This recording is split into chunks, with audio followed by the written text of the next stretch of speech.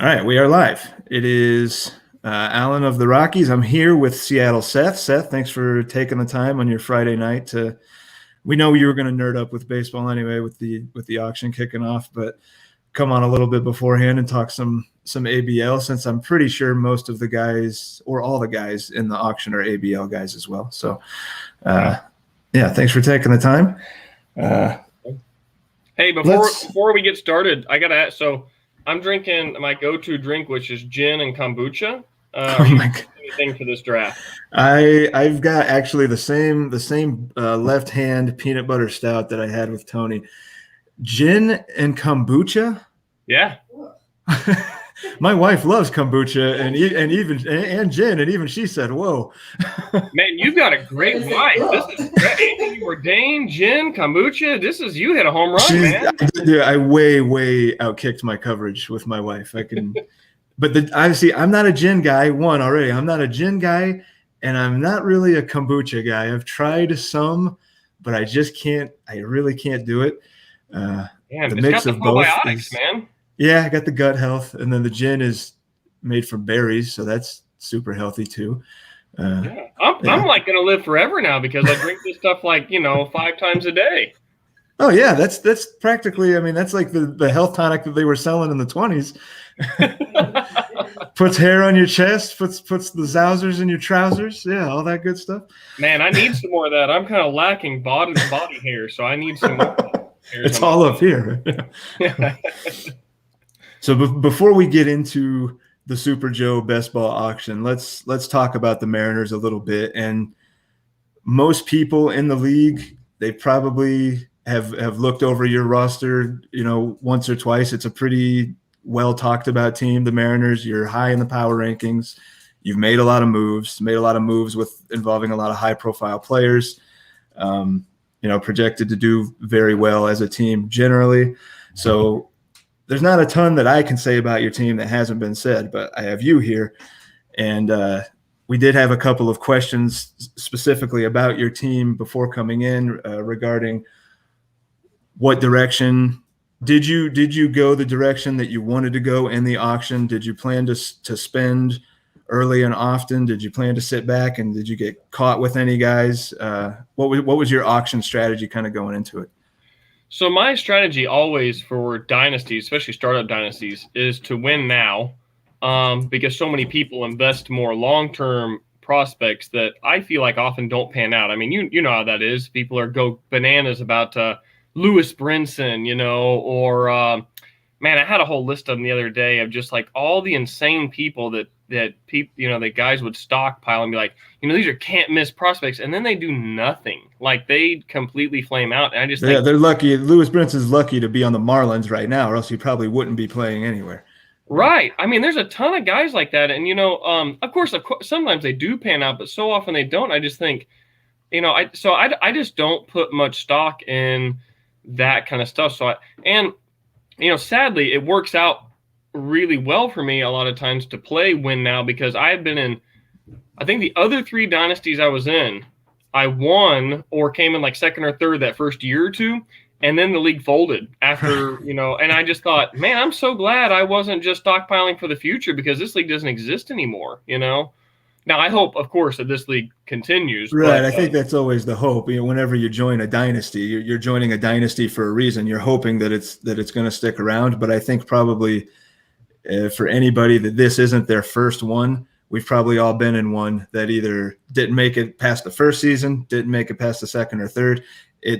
The success rate of these things going, 3 or more years is probably pretty low generally. Yeah, probably. Yeah. So yeah, the flags fly forever. You and I think are a pretty similar mindset to that. Try to win now. I've got a couple prospects, but clearly I didn't break the bank on anybody. And you've got a roster ready to not really just compete, but ready to kind of steamroll a short series, especially. The team that's ready to win now. And I noticed. So part of the thing is too that with the Dynasty League and slow auction like we did, which is my favorite auction method or my favorite draft method, you go for certain guys that you think will be valued less than maybe you think they ought to be. So I ended up with a lot of old guys out of the draft, guys like Greinke and Charlie Morton and JD Martinez, all guys that tend to go for slightly less than they would, in a dynasty league than they would in a normal league. But Sure. I was surprised. I thought Nelson Cruz would go cheaper than he went, considering he's 40. So I think I thought there would be more discount for some really old guys that there weren't, but it's okay. Yeah, I mean, you in a 30 teamer, you have to kind of like widen the net a little bit because there's just so many other guys bidding on some of these guys. If this was a 12 or probably even a 14, maybe a guy like Nelly comes at a huge discount. But man, maybe people are. I've been a Nelly. I don't know about doubter, but I've just been one of those guys where the wheels got to come off, And with a guy like that. Maybe they just don't. He doesn't rely on speed.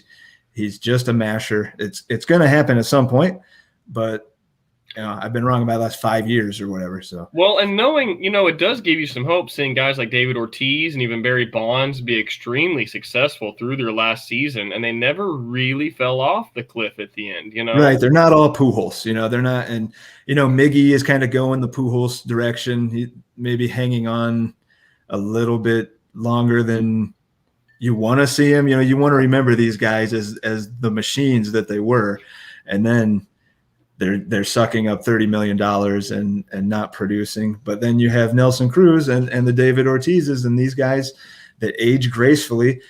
To a much lesser extent, a guy like Brett Gardner, is still pretty productive into his mid-late 30s. Like some of these guys, like Markakis. It's. But then on the other hand, some guys feel way older than they are. Like Chris Bryant's only 29, feels like he's older than he is. Yeah. At least to me, I don't know, but yeah, I would agree with that. No, go ahead. Before we go further into the strategy, before we even draft, we had the strategy of choosing a team name. So I chose the Mariners because I used to live up near Seattle.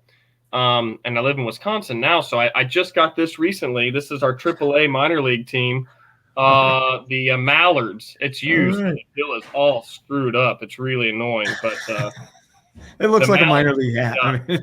Yeah, they're right here in Madison, and they're AAA, I think, for the Oakland A's. And I only moved here a year ago, so I haven't gotten to see them play because they didn't have games last year. So you moved there from Seattle? Well, there was an intermediate stopover in the suburbs of Chicago that was not so much fun for a year and a half. But yeah, we're loving Madison so far. I'm waiting to go see this this team play. Excellent, cool, man. It seems like a lot of guys in this league have an Illinois connection, like one way or another. Everybody I talk to has some kind of weird Illinois connection. Man, suburbs of Chicago. I grew up 2 hours south of Chicago, and I never got a good taste of Chicago. So were you like near Kankakee or something? I was like Peoria. So okay, it's like southwest. Yeah, okay. Yeah. So. Like an hour, 2 hours north of St. Louis, 2.5 south of Chicago is like right between. Oh man, I don't know which one I like better. The other one kind of reminded me of the Oriole, like the white kind of looked like an old Orioles hat. Yeah, I like this one. It feels better that the trucker hat style, and it's softer, but the bill's so messed up that this one's old snapback, whereas this is like that little like Velcro. Yeah, and a little easier to change out. Anyway, yeah, we're loving it here. I enjoyed the Brewers a couple years ago, but now not so much. So we'll see. But my wife's been a lifelong Cubs fan, so that was fun in 2016. We were cheering for them all the way out in Seattle. Yeah. Brewers games practically are Cubs home games half the time in when the team's running good. They stretch far and wide. Hello, Jeff. Jeff's watching. All right, we've got some. Jeff's watching us. Yeah, we got some people. Couple different guys at least. What's up? Oh, man. So, anyways, I chose Mariners because I had a great experience out there. Mostly Seahawks had all the fervor, and that was a lot of fun with the Super Bowls and stuff. But then in 2015, the Mariners missed the playoffs by one game. We actually finished 2 games out in the AL West, but we went into the last day of the season with a chance to make the playoffs because if we had won and I can't remember who, I think it was the Athletics, if they had lost, we would have had a tiebreaker game for the AL West championship, but we lost and they won. So we ended up 2 games out, but we were really close. That was the year King Felix almost won the Cy Young. I mean, he probably should have over Corey Kluber. And so, they haven't made the playoffs since 2001 when they had that insane. Which was the incredible Mariner year, yeah. And think about that. Unluckiest team in the world. You grew up in the 90s. Everybody loves grunge. You're watching King Griffey Jr. You love the Supersonics. And Frazier's on. And you're watching Sleepless in Seattle. Seattle's like the city of the 90s, And then 2001, they go to the playoffs for one of the first times in a long time. They'd been a couple times in the 90s, but not made any deep runs. They have Randy Johnson, A-Rod, Buhner, Egger, Griffey, all these guys. And guess what? They set the record for most wins in a major league season. And then 9/11 happens, and they face the Yankees in the first round. And the Yankees are like, "Win one for America!" And of course, they win. There's no way they were losing. Gosh, that is the worst luck ever. Oh man. So. Yeah, so anyway, I had this, I really just want, I grew up always rooting for the underdogs. I grew up in Georgia, and since everyone around me was a stupid UGA Bulldogs fan, I was a Georgia Tech fan just to be contrarian and root for the underdog. I didn't know anything about the Yellow Jackets, but I just rooted for Georgia Tech anyway, So you're gonna aim to bring one home to Seattle from Wisconsin, but bring one home to Seattle, hang that banner, and it looks in the box score, it'll look like a Seattle victory. It'll be a Seattle victory. It doesn't matter where you are. You're the owner. The owner doesn't have to live. The owner doesn't live in the stadium. It's not Seinfeld where Steinbrenner never leaves Yankee Stadium. Yeah. Oh, we got Adam in here as well. So welcome, Adam. Welcome, whoever else is watching. We got 12 minutes before the kickoff of the auction. Not that we have to scramble to do that. We're not gonna miss any picks. Yeah. So along the lines of your team, we know you built to compete. Did you build? And this is the other half of the question. I don't think Tony will mind if I say the questions from Tony. The other half of his two-parter is: did you build your team with next year's cap in mind? Obviously, you have next year in mind, but did you have next year's cap in mind when you made the moves that you made and put together what you put together? For most of them, yes. You got to play. I think you got to play and win now, like we discussed. But then you also, you do have to have the next year in the back of your head. And I didn't realize. I think it was I'd made after 2 or 3 trades. Duke reminded me that you can acquire whatever salary cap you want this year, but you have to cut back for next year. And I initially thought I could trade for salary cap for next year, but you can't. So for that draft, you got to be back down to 260. So luckily, I found that out. He reminded me. With that, I just got to think. So getting guys like Mookie Betts, he's obviously going to be dropped in the offseason. So you guys can already count on him being back. Oh, I'm losing you a little bit, Seth. Okay, am I back now? I hear you, but your video is kind of lagging a little bit. Yeah, the video went black on me for a little while. Yeah, now you're it in looks and out back a on my bit. Shoot. Sorry about that, man. Oh, I don't even, I don't know that it's your fault. It could just as easily be mine. Okay. No, you look fine. I've had this problem occasionally. Oh man, yeah, you're really. I see. I don't. And the thing is, I know what I'm hearing, but I don't know what anybody else is hearing. But if I assume that people are hearing what I'm hearing, it's very, very chopped up. And now you might. No, maybe now. Yeah, you're probably right. Things are sounding okay now. Can you hear it okay now? There, now I hear you. Yeah. Yeah. Okay. Okay. Let me text the wife and see if I can get the kids. I think they're streaming like Roblox or something. So there's like I hear you, an overload on the system. Yeah. Like I was telling Frank in the Discord earlier that I do. I'm a host home healthcare provider, so I got a couple of people living with me that are like developmentally disabled adults, and most of what they do all day is either hang out on their iPads or watch Netflix at the same time. So it can be if I'm trying to play a game on the PlayStation or something, my ping will explode or my lag will blow up. So yeah, I get you. Yeah. It looks okay now though. I see your video fine. I think we're good. Good. Okay. So yeah, if you want to, pick up on what salary your thoughts for next year. Yeah. So I got a list on my phone of guys that I can drop. The first none of their. Hold on again. Can you get them off, please? So Jeff, are now? you hearing Seth? Like, are you hearing him fine? And it's just like garbled up for me because like we're trying to stream at the same time. Are you guys hearing him fine? Okay, so they are hearing the lag and everything. So yeah, well, I think we're good now. I think the kids are off, and I see everything streaming fine now. Cool. Yeah, I see you. Okay. Okay, so next year, I got a list of guys I can drop to get back under 260. Guys like Mookie Betts, and I won't reveal who else. But, you can also, once you get down to that 260, then you can start trading again for salary cap for the next year if you want, if you got some expensive guys. But I don't think I'll have a hard time drop some guys, but it's not like it'll decimate my team. I'll lose a couple mid-tier guys, not a big deal. I'll lose a couple high-end guys. Not devastating, Part of what I did was I wanted to target.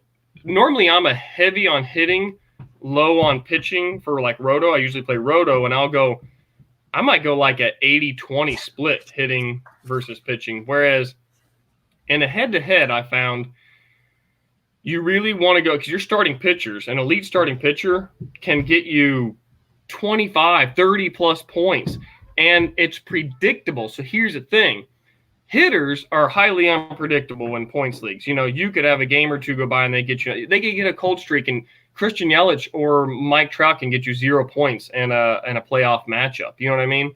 They can do it for a month straight. Yeah, I mean. Right. Yeah, and pitchers, yes, they're going to have good starts and bad starts, but they're predictable on when they're going to play. Or hitters, you got to start Mike Trout every game. You don't know how he's going to perform each game. Clayton Kershaw is going to pitch once, maybe twice in that matchup, and the days he's going to pitch, so you can cycle him in there. So I feel like starting pitchers are much more, in terms of their points per game that they're taking up a roster spot, are worth so much more. So that's why I targeted so many elite starting pitchers. And then I did a couple other positional things I don't want to reveal yet, but those starting pitcher slots have to be filled by someone, and having a 7-start limit per week means you want to be getting points out of those spots somehow. So I got some guys that could help get, points in there. But that's why I kind of flipped it. Rather than 80-20 favoring hitting and roto like I can really do, I almost went like the opposite and did almost like a 70-30 favoring pitching in the draft to favor, to get those really predictable points. Whereas hitters, you try to get good ones, you try to get consistent ones, but you try to. I try to minimize the luck or the variance for each week to week points totals. Right. As much and as especially in a league like this where you're playing multiple teams a week, those great starts by the pitchers are like magnified that much more. I think so. The predictability of pitching was something. Now you also have the volatility of pitching, which is something me personally, I'm going to be leaning against most of the year. Like pretty much all of my starts are already drafted. I fabbed a couple guys. Like I picked up Nick Tropiano the other day. Maybe he gets a few starts with the Giants, but most of my starts are already like sitting in my lineup. So if one of those guys goes down, if Garrett Cole goes down, if Sixto goes down, I'm in a world of hurt. So like I did go heavy pitching, kind of like you. I mean, the bulk of my money I think was spent on pitching, especially after the trades I made. But I do have worries. I don't have the depth. That's what I don't have. I don't have the depth. But I don't. To be honest, I don't think anyone has the depth. I mean, this is a 30-team league, and right. I think some people think they have depth, but it's not what I would consider good depth. Yeah, depth in this league is like, I think it was Sam a few days ago that was saying like, man, there's a lot of guys that are only projected right now for like 120, 130 starts, like total. And as the season goes on, those guys are going to run into a problem that maybe they're not looking at right now when they're up against guys that are ready for 160 to 180 starts. Like that doesn't seem like a huge gap, but that's depth. I mean, I guess for lack of a better term, that's the depth. It's just it's a couple dozen starts, but over the course of the season, it's going to be huge. And if one of those guys goes down, and I'm, me, whoever, we lose 32, 33 starts that at least we're projected for. It's hard to project any starter for 32 starts these days, but that's what the numbers are doing. So when those go down and then there's nobody out there to go get, there's just nobody, you're picking up Nick Tropiano and guys that don't have teams yet, hoping that they. See, that's another thing. Normally, I'm the kind of guy that I win just through sheer hustle on like, I don't draft great, but then I'm just churning roster spots, so I'm throwing darts late into the draft. And then when they don't pan out, I'm hitting the waiver wire and I'm maxing out my transactions every week. And I end up with a radically different team by the end of the year, but I filled all the spots and maximized the volume and all that kind of stuff to pull it off, because that's not so hard in a 12, 15, even, 16 or 20 person league. But, probably none of us have been in a 30 team league before. And this is absurd. Do you play a lot of redraft, or are you pretty strictly dynasty? I used to be almost all redraft. And then I got in a couple keeper leagues, just keep like a handful of guys, 5, 6, 8 guys. And then I inherited a team in a dynasty league last year that was actually awesome. I can't believe whoever the manager was left, because it was like Acuna and Bueller and all these guys. And I just thought, who leaves this team in a dynasty league? So I should have won probably, but because of the shortened season, there was some weirdness, and I ended up coming in third out of 14 teams. But that was a roto league, and it was dynasty. You keep all your players, but it wasn't contracts like this. So, but in a redraft, you're more of a roto guy. Yeah. I normally would do redraft roto and go heavy on hitting and just, churn through things. And it worked out more. I mean, I made, and it's all money leagues. I made money every year except last year. I lost like $25 last year, but every other year I made money. And I think it was about 3 years ago, I made like $2,000 or something like that, which is like, my wife rolls her eyes, but I'm like, honey, I'm doing a hobby that I make money at. Yeah, come on. Especially when Sunday night rolls around and you're spending X amount of time on waivers and you do that, every week of the season, they start to get a little annoyed, and it's like, well, remember when I won money last year? Like, we can do that again maybe if you let me do my waivers, No, see, I think your wife likes you more than my wife's like, oh, please do it. Get out of my hair. Stop bothering. Don't you have waivers to do? Babe, it's Thursday. Still. So Jeff asked Seth, how many leagues do you? Well, he said, how many leagues are you in? I'm guessing he means like this year. Like, how many do you plan to be in? Right now, I'm only in. This will be my third one for sure. There's one or two more that are those keeper leagues that have been around for like 8 to 10 years that we're not sure are going to come back because we've lost a couple managers. I maxed out at like 11 or 12 leagues a couple years ago, and it was way too much. So I kind of limited it down. Every year I aim for like 3, and I end up in like 5 or 6 instead. But I think I might actually only be in 3 this year. And, best balls take you draft and then you're done, so that, you can do a bunch of those if you want. But I did 2 best balls last year on Fantrax just to see what it was like, and I did terribly in them. So you guys probably have a leg up on me in this. I like the 50-50s on tracks. I feel like, especially like really early on, I don't want to say free money because, shit still happens in baseball. You have early picks go down, but the 50-50 best balls, when all you have to do is finish, 5th or better or 6th or better, it's as pretty close to like free money in fantasy baseball as it gets if you just don't draft a terrible team, But yeah, I don't even count best ball in like the leagues that I'm in, because you don't even look at it. Maybe you look at them halfway through the year. Well, what was my team looking like? But there's nothing you can do anyway. So you might as well just see if you collect some money at the end of the year and kind of use them as mocks. They have the $10 ones on tracks. I kind of use those as just, because nobody nobody mocks seriously, or they mock the first few rounds and then they leave or whatever. They just want to see what the first couple rounds looks like, and then they ruin the rest of it for everybody. So at least do one that costs $10 or whatever, and people will take it somewhat serious. Yeah. Yeah. Let me. Hey, we're getting nominations in here. You ready to? Yes, we are. Yes, we are. I'm gonna bring up the auction. What do we have? Oh man. Okay. Everybody's still at $1. At least that's what I see. Nope. Who's it? Alec Baum just went to $2. Wow. $2. He's the first one. Oh, so man. You had said earlier about you nominate guys that you don't actually want, and I've heard people do that, just to kind of get some of the expensive guys off the board. Yeah, typically that's what I do. It doesn't always, I don't know if it makes a lot of sense in a league like this. I guess that's more like a 12-team redraft auction or whatever. I'll start off with JT Realmuto, because I have no interest in spending the kind of money that he's going to go for on a catcher. So I'll throw him out there and get somebody to spend their money. I used to think that was like the way to go, but in reality, I don't know if that makes those guys, these guys are going to spend that money anyway. What's it matter if the $25 comes from this guy or if it comes from this guy? All I know is it's not going to be me. So what do I really care? Like, why throw him out early if I already know I'm? Well, the strategy there is that, I guess the idea is that, if you get him out early when people still have money, maybe JT Realmuto goes for 30 instead of if he waits a couple of days, then he goes for 20, and then someone has $10 less than they would have had. But I don't know if it actually works out that way. Yeah, that's the thing. I don't have the data, I like to think it works out that way. Like, I made that guy spend $3 extra on player X, but maybe he would have spent that anyway.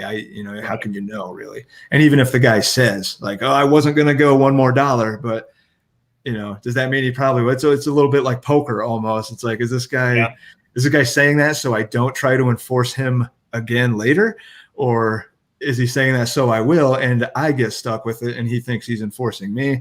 I probably read too much into that stuff, but okay. So price enforcing, do you do much of that? Well, I used to, and then like in the ABL auction, I got stuck a little bit, and I got stuck with Luis Robert for $42. Didn't really want him. Yeah, so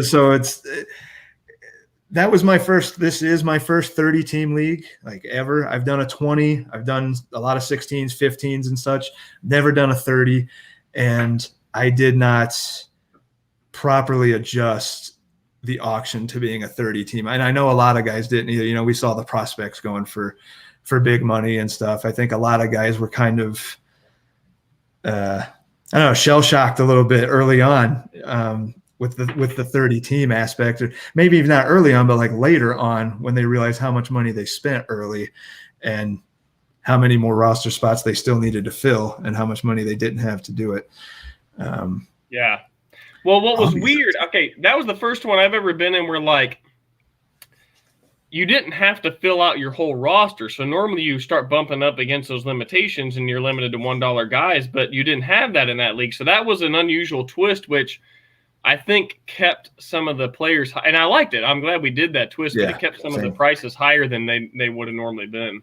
I agree. Guys knowing that they had – Fabapalooza to kind of look forward to. Not that it worked out tremendously, but just for example, when Alex Wood goes for $33 in Fab, I don't know that the Padres were somebody. That's my own dad, but I didn't really ask him. I don't know that he did that purposely. Did he? Because he didn't go too crazy in the auction. I think he just wanted to get Alex Wood, but he could have, knowing that, okay, I'm going to blow a huge chunk of my fab on another SP, so I'm going to throw it, $10 extra at this outfielder or whatever it might be. But like you said, I liked that we were able to do that. It was a nice twist, I think. Yeah. What do we got going on here? We've got, I see a couple guys in double digits. Trout's up to 21. Yeah. Give us an update. I mean, things are really flying around here. So Yeah, so the highest pitcher right now looks like Schurz at 10. We've got Aubies at 15 and Trout at 21. That's all I'm seeing in double digits so far. Bones up to $6. I have not nominated yet. Man, this is. So go ahead and get your noms in, but I don't price enforce, but I do. When you got a guy is going for like 40 plus, I go around and put like 20 on him just to get him going. So don't start him off at 1. Yeah, somebody puts 1 on him, at least bump him up there. Yeah, I agree. Here's the thing about slow auctions, and I'll give a little bit of my strategy away for whoever watches this. Since I get new noms, whenever my noms go off the board, I want my noms going off as soon as possible. Yeah, that's true. So what I do is I nom guys that I would theoretically want, even though I don't expect to get them all, but I would want them. I put in my high blind bid right away. So I've got, DJ LeMahieu at, I won't tell you what my blind bid is, but it's more than whatever he's at now. He's at 1 now. I promise my blind bid's more than 1 on probably higher than 1, yeah. But then I try to knock off all those guys in front of him so that, like, if I end up getting DJ LeMahieu and no one ever goes above my blind bid, he's the first one off, and then I get to be the first one to put a second nom on the board, So I go around trying to, like, kind of, immediately, kind of bump up a lot of these guys so their clocks reset, Now, I know it was mentioned, like the positional eligibility, we're going off what they are on tracks. Yeah. Right. And they're all only one thing. Yeah. Because best ball has like this whole program of like choosing who got the most points on your roster in a certain position. That's why they all only have one position. There's no multi eligibility. So guys like Whit Merrifield, who have a lot more value in our armchair league, now have less value based on, I think he's only an outfielder in this league. So, you have to really, he's not even the second baseman. Yeah, I don't think so. Yeah, because he probably played more in the outfield. Wow. Yeah. Interesting. I did not look at some of that. So DJ is a second baseman, which makes sense. But yeah, he's got like the triple eligibility on couch managers. Yeah, that's definitely gonna. So be very aware of that when you look through there. Oh, DJ just shot up to 14 with you still in the lead. You're leading on DJ. You're leading on Albie. Man, you're leading. So, yeah, you just did exactly what you said. You just went through and knocked everybody up a couple notches. Yeah. Now, if we can all collude, we all just sit back and let Seth win all these guys. He'll be ruined. So. Please let me do that. How terrible would it be to win all these guys for that cheap? And then you've got Lenny taking a different tack. He's nominated lesser player, guys that he may very well win for the $1 that he nommed him for, which is a route I've tried to take in the past as well. Like get my cheap guys out of the way early, and then I can see a little bit more how much I have to play with as the draft goes on. It's a smart idea because sometimes so that's a good theory because sometimes people are like, okay, I want to save who don't want to burn $3 on who is it, JB Windlekin, So they won't go 3, whereas later in the draft they might, once they've gotten their stars, they might go, well, I could use JB Windlekin for $2 or $3, so they'll bump you $1. So It's not a bad. I tried that with Tyler Clippard and ended up having to pay $3 to get Tyler Clippard. Now I dropped him to get Yasmero Petit, but it wasn't you. It wasn't you with Windlekin, was it? No, because somebody did nom him early in the ABL, and now he's not worthless. But with Rosenthal and Diekman, he could still be a holds guy or whatever. But I think I know that bullpen is incredible. The Rosenthal, Diekman, Petit, Romo, Windlekin. I mean, they're really solid. And the A's, they crank out these guys that have great seasons as an out of nowhere closer. Yep. They've been doing it for how long? Since Billy B, and then they move them on for younger controllable pieces, and these guys go into contenders. Smart, not just for the Moneyball stuff, but just for playing every year. And then, I guess that's kind of how I model my dynasty thing. I play for this year, And then if I need to, I retool. And I think the turnaround can be as short as 1 year in terms of you get to midseason one time, like say the 4th year. Midseason, I'm not doing great. All right, I'm flipping things. I'm rebuilding. And I feel like I can rebuild into a young team within a year or two, you know? Yeah, I think you want to kind of, man, who is it? It might be Scott White or somebody that, one of those podcasters that says like, you always want to be kind of constantly churning. You never want to be in a rebuild like like the Pirates look right now, like not the ABL Pirates, but the real Pirates, where there's no bright light in sight. You kind of want to be ready to either make a move that's going to put you in position to win now, or you make a move that's going to put you in position next year. But you kind of always want to be working and churning and making moves. I think that's the key to Dynasty anyway. That's why we play Dynasty. We want that full year constant baseball action. And especially a league like this with 30 teams, it seems like there's always somebody to talk to about something. Even if you think you're not going to swing a deal or whatever, you can kick something around for maybe later down the road. We got picks to talk about. We can trade the money. Speaking of talking about stuff, I mean, shout out to Duke for doing this on Discord. Like I just was introduced to Discord recently, but this has been great. I mean, same for me. Yeah. I've never seen so much conversation in a league. And sometimes I've done, where it's emails or it's texts or, some bulletin board on the league site, but this is fantastic. Yeah, I was a little sketchy with Discord because I met Duke in like a Twitter DM, and like that for me is like enough like social media stuff. Like I didn't know what Discord was. I'm like, is that like Snapchat or something? Like I don't want anything to do with it. But luckily I gave it a chance, and it's like, this is already I've been playing fantasy since I was a young teenager, and this is like one of my favorite leagues I've ever been in already. So. What's Discord now? What are these kids doing? Is this how they send these dick pics to each other? Smiley face. What is the smiley face? Like, I don't want to talk with pictures. Yeah, I just want to use my words. No, this is cool. And if even we've got my dad on there, and I know Frank is a little bit older than my dad, so we've got a couple of old guys. Sorry, Frank. Old geezers, old guys. What was that, Seth? You mean geezers? Guys that are going to forget what they just did? My dad's 50. How old am I? 30. So my dad's 56. But I mean, like, technologically speaking, he's like 156. Like he his career for a long time was a printing press operator, and then print media, fell off the face of the earth. And I think with that, he just decided, what, fuck it. I'm staying with print media. I'm not advancing. So was that like a union job where he got to maintain benefits and stuff? Well, until the company was done. But yeah, he was union for a long time. Which, as a kid, it's like you learn the good and the bad of unions. There's plenty of good to them, but there's plenty of not great to them as well.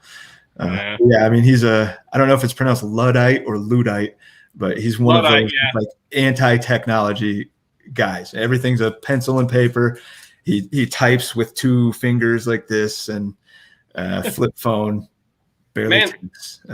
Speaking of that, so the first time, I think the first 2 or 3 years I played fantasy baseball was on paper. So my dad learned it from one of his brothers. And so my dad he's older than your dad. My dad's probably 67, I think.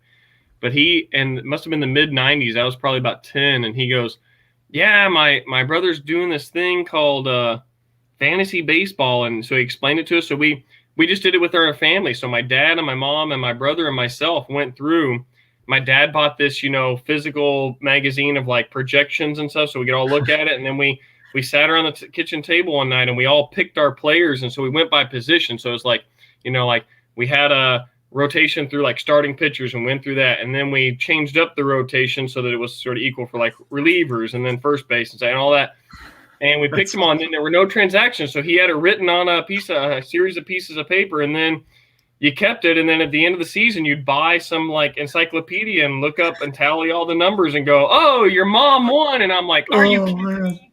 So That's exactly how he got me. It was my dad, myself, and my cousin, and I didn't have my mom in it or anything, but we did the same thing. We sat around, we drafted, and I wasn't sure what we were going to do. I thought we were going to like look at their baseball cards and like look at the last year and then like do the numbers like that. So I'm like, we already kind of know what's going on. But with three of us, we all had outfields of like Bonds and Griffey and Juan Gonzalez. It was ridiculous. And then it was just total points at the end of the year from the USA Today Sports Weekly or whatever. But it sounds very similar to how I got my, and my dad was playing at work. He was playing in work leagues, and he would bring home the score sheet. And I just sit there and look at it like, what is this? This is so cool. Like, I want to do this. And the rest is history, right? Yeah. So how old are you, Alan? I just turned 36 in late January. Man, you and I are close. I'm going to turn 36 on March 1st. So you and I are we're mid 80s, 90s kids. Yeah, definitely. Yeah. Oh man. Yeah. I love my fellow 90s kids. I feel well, being a baseball fan, it was kind of cool. So like USA Today and so we go on these family vacations. I think I was like 11 or 12. We went on this, I was in Georgia, and we went on this vacation all the way up to Canada, and it was like 6-week vacation, and we hit Fenway Park on the way back. So I got to see the Red Sox play at Fenway, and the whole time I'm checking these USA Today box scores, and seeing who's doing what. And, I'm at the time I was a Braves and Indians fan. So I'm looking at, Omar Vizquel stats and Manny Ramirez and all those guys. And it was just really cool to be able to, talking about your dad working for the print industry, you relied on those hotels providing a free, complimentary copy of the paper so you could check the box scores, I miss it, man. I miss checking box score. I never thought in my life, especially as like doing it as a teenager or whatever. And we experienced the internet in like our, mid late teens, like when it really became prevalent. So it was like at that time, I was like, well, this, screw newspaper. Who needs them? But now as a mid 30s, I'm like, man, there was something about eating a bowl of cereal and like looking at the box scores, and seeing the injuries and seeing, the guy throws a shutout and I run and tell my dad. Oh, I remember specifically the Tigers pitcher Brian Moeller threw a shutout early one year, and I had happened to have him somehow. It was like a super late pick, and I freaked out because I looked in the paper, saw Brian Moeller threw a shutout. Like, I'm going to be in first place now. It's like April 15th or whatever. I'm going to be in first place. Yeah. I miss box scores, man. I do. It's the instant gratification. It's awesome. Like, it's hard to live without it. But there was something to looking at the paper the next day, and in the Midwest, in the Central Time Zone, a lot of times we wouldn't even have the late games. We wouldn't get the late West Coast games if they were playing in Los Angeles or Oakland that night. They wouldn't make the paper because they had to start running. They had to start running before everything was in. Yeah. So it might be a day or two before you found out what so-and-so did for the A's that night. If you didn't have cable, if you didn't have Sports Center, and you didn't catch it on the local news, I do kind of miss that. It's funny. Speaking of old technology, growing up a Braves fan, we didn't have a TV really, so I listened to all the games on radio, and we had a great radio calling team. But there were years the Braves made the playoffs every year in the 90s, and so I would listen to games where we'd be playing the Padres or the Dodgers, the first divisional round of the playoffs, and it was so late East Coast time because when they played over there, they would start at like 7 p.m. Pacific time, but that's 10 p.m. East Coast time. And so, I'm a kid who needs to get up for school the next day, but I'm listening on the radio. My mom would let me stay up, and I would just sleep in the living room, listen to the radio, and listen to David Justice, hit a game-winning home run or whatever. And that was a lot of fun. But yeah, those West Coast games, man, they didn't make it in the East Coast papers. So, man, those early mid-90s Braves teams with, you had Ron Gant, Fred McGriff, Dave Justice, just like that meat of the lineup. I specifically remember like 1993, I think it was. Gant hit 36, McGriff hit 30 something, and Justice hit 40. And then, the pitching, everybody everybody knows the pitching of the Braves. Man, what a fun team to be a fan of in the 90s. I was really spoiled, man. I mean, not only making the playoffs every year, but man, just being an exciting team, to watch and to cheer. So at that time, the Braves were the only team in the South. You didn't have the Marlins came in 93, but were pretty terrible the first few years, and you didn't have the Rays yet. And you think of like Virginia, no team, North Carolina, no team, South Carolina, team, Kentucky, no team, Tennessee, no team. Alabama, Mississippi, Louisiana, no team, Florida, no team, except for the Marlins in 93, who were bad initially. So pretty much the 90s, the Braves were hit for that entire corner of the country. And so everybody was a Braves fan. And when they went from worst to first in 91, Braves fever swept the entire area. And so it was like, I don't even know how to explain it, but it was just part of like everybody knew everything about the Braves. And it wasn't like small talk to talk about the Braves. It was like life to talk about, Leo Mazzoni, or even minor players like I was trying to remember his name recently, the backup shortstop who did the suicide squeeze in like 95. So you had Jeff Blauser starting.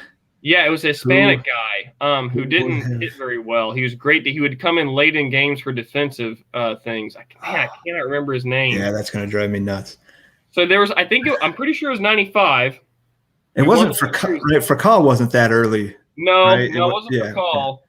But he laid down, so we had some runner on third, and it was a tied at 0 game. Or maybe was it Rafael Belliard? I'm sorry to interrupt. Rafael Belliard! Yeah. Rafael Belliard. Man, that's so good. Nice call. So Rafael Belliard, it was a suicide squeeze, and that's how I learned the term. Like, we had a runner on third, and he just took off, and I'm listening on the radio. And like, it's a suicide squeeze, and the guy's running, and he lays down the bunt, and I'm like, holy shit, like, and my mind is blown. My dad's like explaining, like, yeah, if Belliard doesn't lay down that bunt, he's out. The runner's out at home because the catcher just catches and tags him, and out, and it worked out, and I think we won the game, like 1-0 or 2-1, but like that was, you're just like, your heart's racing, and you're like running around the room, like, what just happened? I don't understand it.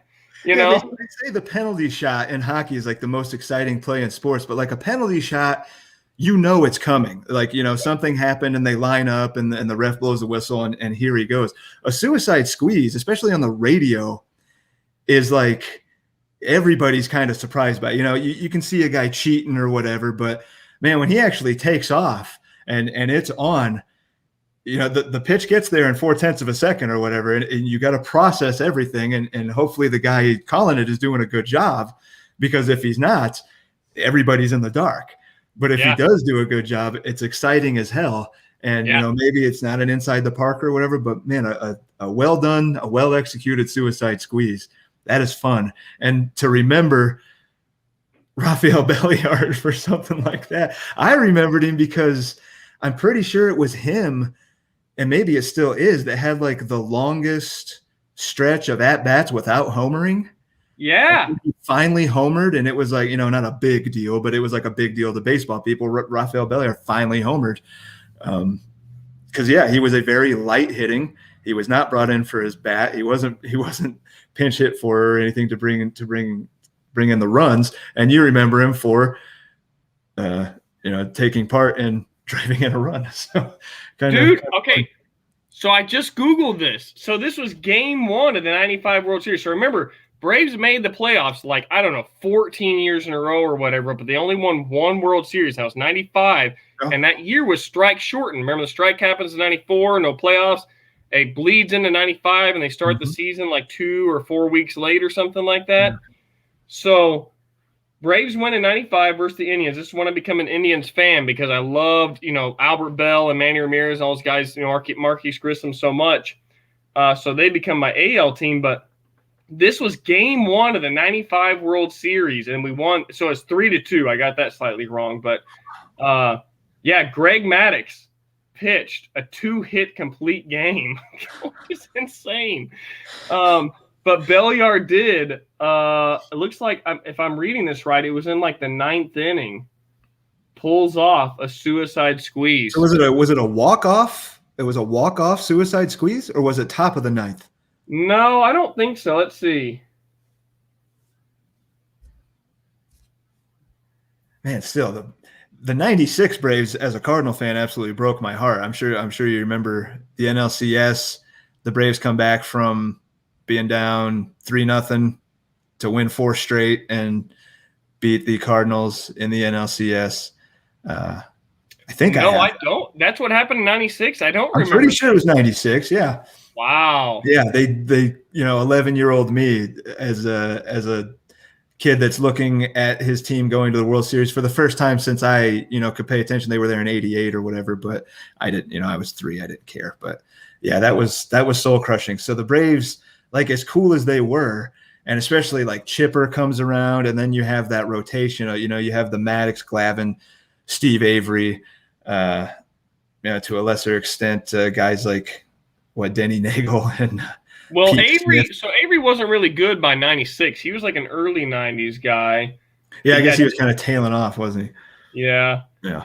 I'm looking at this. You're right. I mean, it was a 7-game series between the Cardinals and the Braves in the '96 NLCS.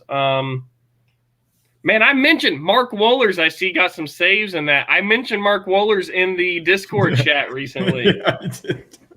Oh, by the way, speaking of crazy closers, I had to tell my wife about John Rocker. Do you remember him? Oh, of course, man. How do you like as funky of a dude as he was, and like as like crappy of a guy he seemed to be, man, there was a time when he seemed unhittable. Yeah. Obviously he was like, sticking a needle in his ass before he ran onto the field, it seemed half the time. But who a lot of guys were, he was a tough. He was tough. I mean, he was weird, but he was but he was tough. And that was just another thing Braves in the 90s that it was right before the Yankees really took over like baseball consciousness. It was the Braves, it was the Braves and then into the Yankees. And then for the longest time, it was the Yankees. Yeah. I mean, it still is. I mean, God, it's nice to talk about this, to remember a time before the fucking Yankees dominated everything. Like starting they had in some shitty teams in the 90s. I mean, they were pretty bad for, they were made fun of on Seinfeld and stuff. Like they were pretty lousy for the early and some of the mid 90s. And then, the team that turns the Yankees back into the Yankees, comes together. Jeter comes up and Bernie Williams, and, they get Paul O'Neill and Mariano Rivera. Yeah, they turned into the Yankees, and we know. And they've dominated ever since, man, as soon as they came up. So I became an Indians fan because they played the Braves in, '95. And then I really became a fan of Manny Ramirez. And then he goes to the Red Sox. And so I follow him to the Red Sox. And partly because of him, but also partly my hatred of the Yankees makes me a Red Sox fan for years. And God, those Pedro Martinez versus the Yankees things in like late 90s, early 2000s, I would, by that time we had antenna TV, so we could watch like playoff baseball. It's kind of grainy and whatever, but like, I just, man, you would just watch and just be like, God damn it, like fucking Yankees lose, please. Yeah, right. Like, how do they keep doing it? But they do. Man, I feel like we almost took that era for granted. Like we had Pedro and Johnson and Schilling and Roy Halladay, and like we had amazing pitching, like Hall of Fame. Pedro, when you're talking Pedro, you're talking maybe the best of all time, like just pure numbers wise and adjusted for the competition that he faced. Probably was the best pitcher I've ever seen. And even in Illinois, I got to see a lot of Pedro because he was so good. He was on TV all the time. And even if we weren't getting the game, it was highlight night. It was Baseball Tonight with Carl Ravitch and Peter Gammons and those guys. And it was Pedro. But geez, as a Cardinal fan, when we had to face the Diamondbacks with Johnson and Schilling, I was just in the moment of watching the game and being a fan, but I wish I would have kind of stepped back a little bit and like recognized some of the greatness I was really watching. And then you don't even talk about the hitting. You talk about, seasons that guys like Vlad Guerrero had in the early 2000s and Manny and stuff that kind of went under the radar because everybody was hitting the shit out of the ball. Yep. I will say, leading up to that 98 season where McGuire and Sosa did the thing, my grandma lived in St. Louis, so we'd visit her every year. And my mom was a Cardinals fan, but my grandpa was a Cubs fan. So we would visit her in St. Louis and watch a couple games at Busch Stadium. And then sometimes they would, the Cardinals would go right up the road to play the Cubs at Wrigley. So we would drive up there. So there were like a couple summers of 97, 98 where we would see like 2, 3, 4 games and it was insane. Like they would literally, one of them would hit a home run basically every game we went to. And it was unbelievable. That year we made it to 5. It was 98. We made it to 5 Cardinal games, and we saw McGuire hit a total of 8 home runs. And like, the atmosphere was just so ridiculous. It's like when he's about to be intentionally walked, there's 40,000 people booing the shit out of the pitcher, because everybody wants to see him hit a home run. And then when he's not being walked, every pitch, it was flash photography. Yeah. Just like a really surreal. And the Cardinals weren't doing anything that year. They were not a very good team. No. But man, I'll be damned if it didn't feel like playoff baseball every time, especially every time he came up. Dude, and just his batting stance and his muscles and his image, you're just like, oh my God, this is like masculinity defined, like you just felt like every time he swung the bat, the ball was going to go 500 feet. Like it was a shock when it didn't, and he really was back then. He was 3 true outcome. He was walking, he was striking out, or he was homering. He was so like hobbled. It wasn't as bad as he got, a couple years later, but he wasn't legging out a ton of doubles. And maybe in 98 he had a few doubles, but it really felt like he was striking out or he was homer. He was going to be intentionally walked. And then a few years later with Bonds, we got to see what intentionally walking was really all about. Because I thought I got to see a lot of it with, and I think 98 was that also the year that JD Drew came up and had that really ridiculous like 13-game stint where he hit 5 homers. Because whatever year that might have been 99. We got to see a couple of JD Drew's first home runs as well. Like we went to a lot of Cardinal games only a couple hours away. Like that sounds about right. Yeah, I know it's that same era. It was either 98 when he came up in like September or whatever, and I got to see him and a good handful of McGuire homers, or it was like the year after. But I feel like the year after might have been Rick Ankiel, or maybe that was 2000 or 2000. I don't know. It's hard to remember all the baseball. Yeah. Only got so much RAM in your head, yeah, that's for sure. Man, that's so that 98 year we went and saw McGuire a couple of times when we played the Braves, and so at Turner Field, which had just opened, then they had this section right down the left field foul pole, like just barely fair, way up high, called I forget what it's called, like the $1 million section or something. So if a player hit a ball in there, whoever got that ball got $1 million.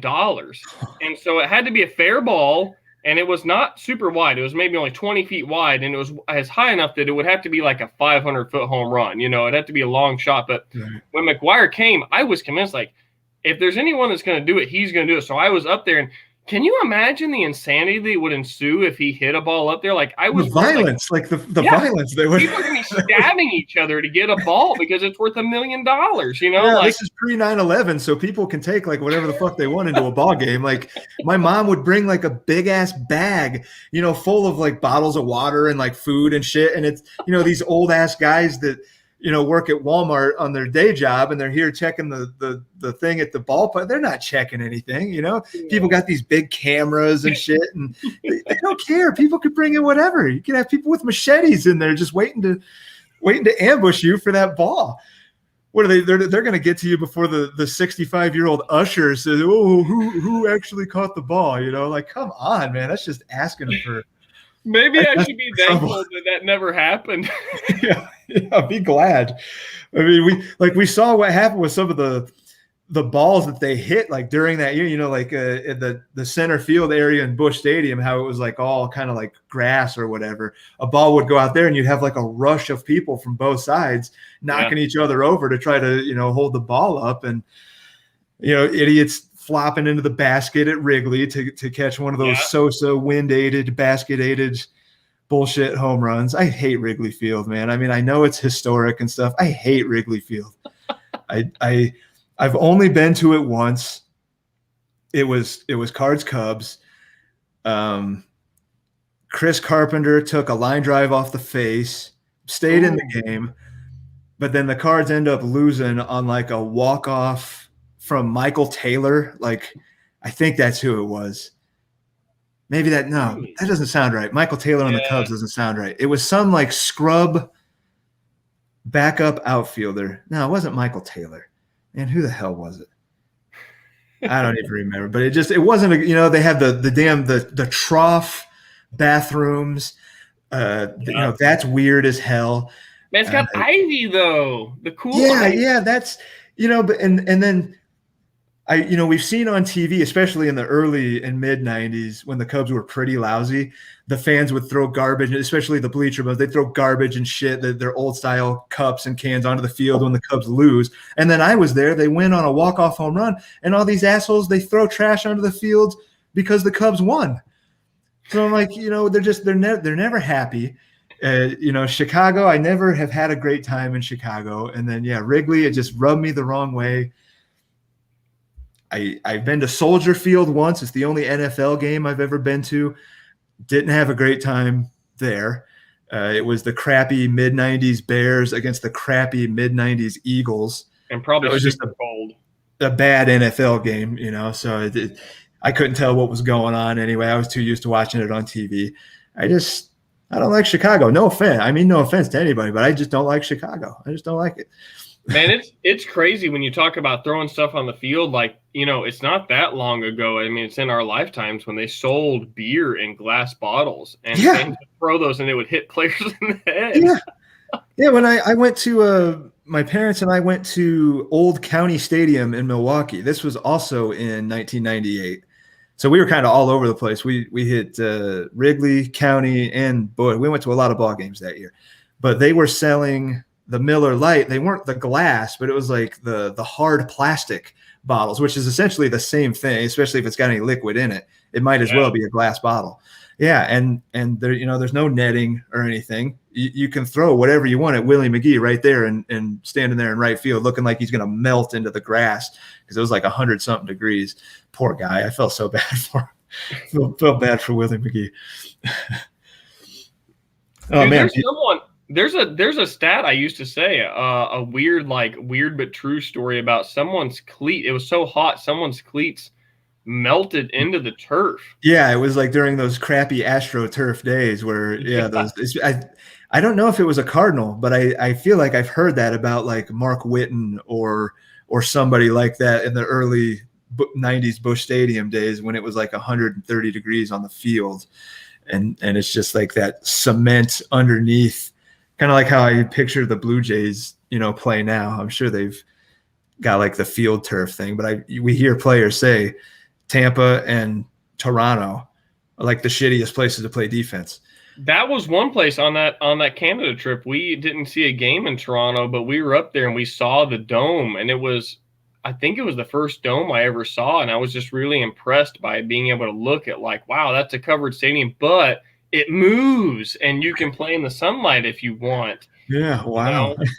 Which is like kind of normal now. Like when we lived in Seattle, like Safeco Field was like that. And it was cool to watch. They did it during one game. They moved it like as the rain came in, and then they moved it back out when the rain left, But like at the time, like in the 90s, that was a huge deal, Adam's saying, Veterans Stadium as a Philly fan. I mean, the complaints about old Veterans Stadium are almost too numerous to list. Like there's that video of like the manager was like stepping in a trench that had somehow formed like underneath the turf, something had come apart or something and made like this shallow 6-inch trench.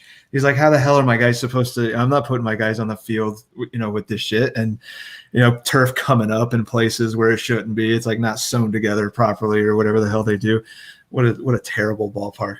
Well, don't they say that about like O.co or whatever, the A's Coliseum, where it's the sewage and shit, like the sewage runs into the clubhouses and just these are like $1 billion franchises and they have sewage. Like what the hell? Like, Just like think of the contracts on like the Angels when the Angels are in that visiting. You got like the Justin Upton contract, you've got the Trout contract, you've got the Pujols deal, you've got like all that money sitting there, and they have to like pick their feet up because there's raw sewage like running underneath, and then they got to go play.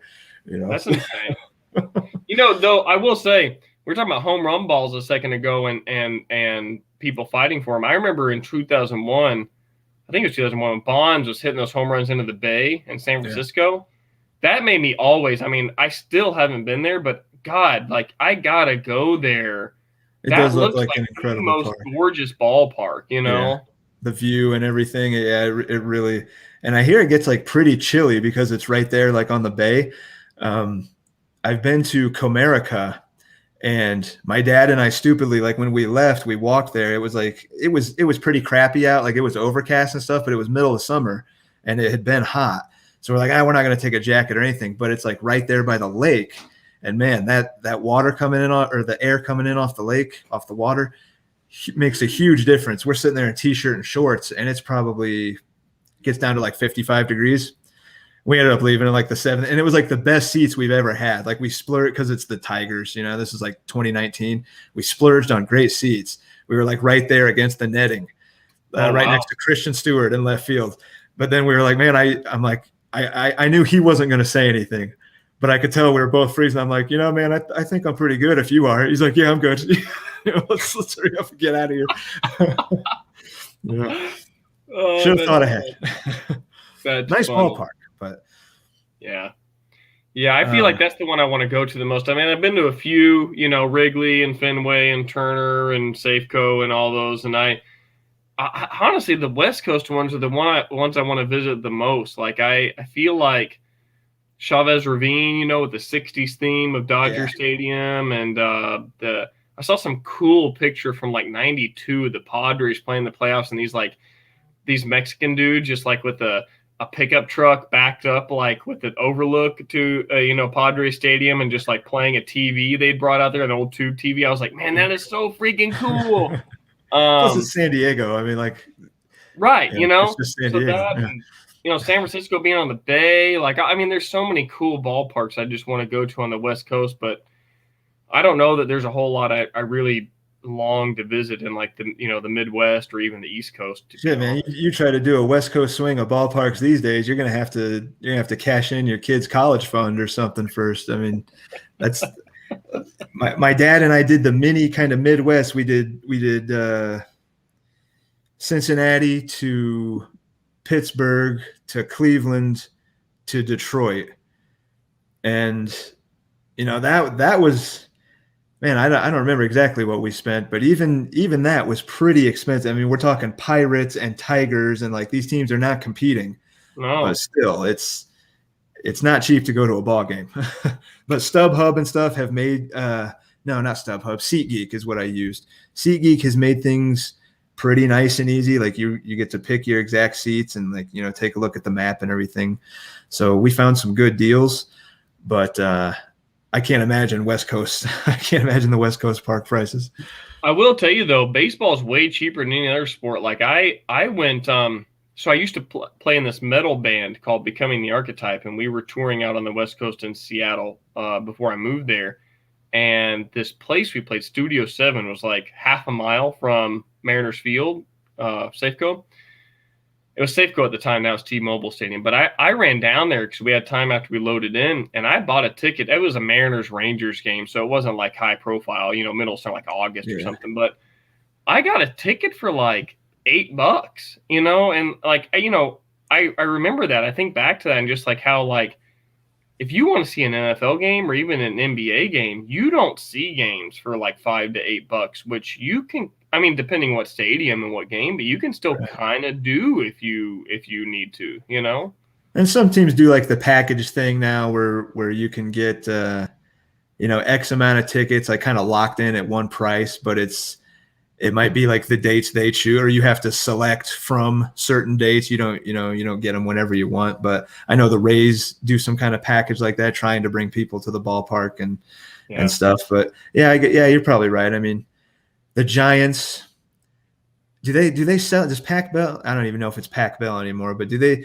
I know for a while they were selling out even when the Giants weren't great, like in the early 2010s or whatever. They did the every 2 years thing there for a little bit, and I know they Yeah. kept like selling out after that, kind of like the Indians were doing for a long time. Yeah. I don't know if they still do, but it just seems like it's San Francisco. Like everything's expensive in San Francisco, right? Like you Yeah. got to expect that it's maybe not maybe the Angels. I don't know a lot about it. Nobody talks about the Angels ballpark as like one that they want to see. Uh, I'd I like have to no see idea. Petco. I don't know if it's still Petco. I would like to see that one with the kind of the warehouse, kind of got like the Baltimore thing on the other side. Yeah, Adam mentioned Camden started that new wave of stadiums, and Camden's high on my list. By the way, Camden Yards, I haven't been there, but a couple of my family members went. They said, and I assume it's still this way, you can buy street food and take it in. It's like the only pro sports team where you can take food into the ballpark. So they bought like these crab cakes or whatever on the street and just carried them into the ballpark. I was gonna say it's probably all crab. It's probably like there's somehow in conjunction. Like we're gonna be cool with people bringing this in. You give us a cut, and we won't steel toe your ass back to the pier or whatever it is. So before we get, I mean, we're already deeper than I thought we were going to be, but I had some more. We've gotten to know Seth, I think, pretty good.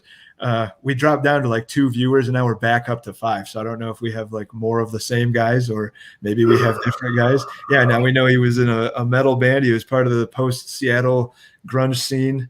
But now oh shit, I'm getting a notification that Tony and I are up in our NL only, but it can wait a little bit.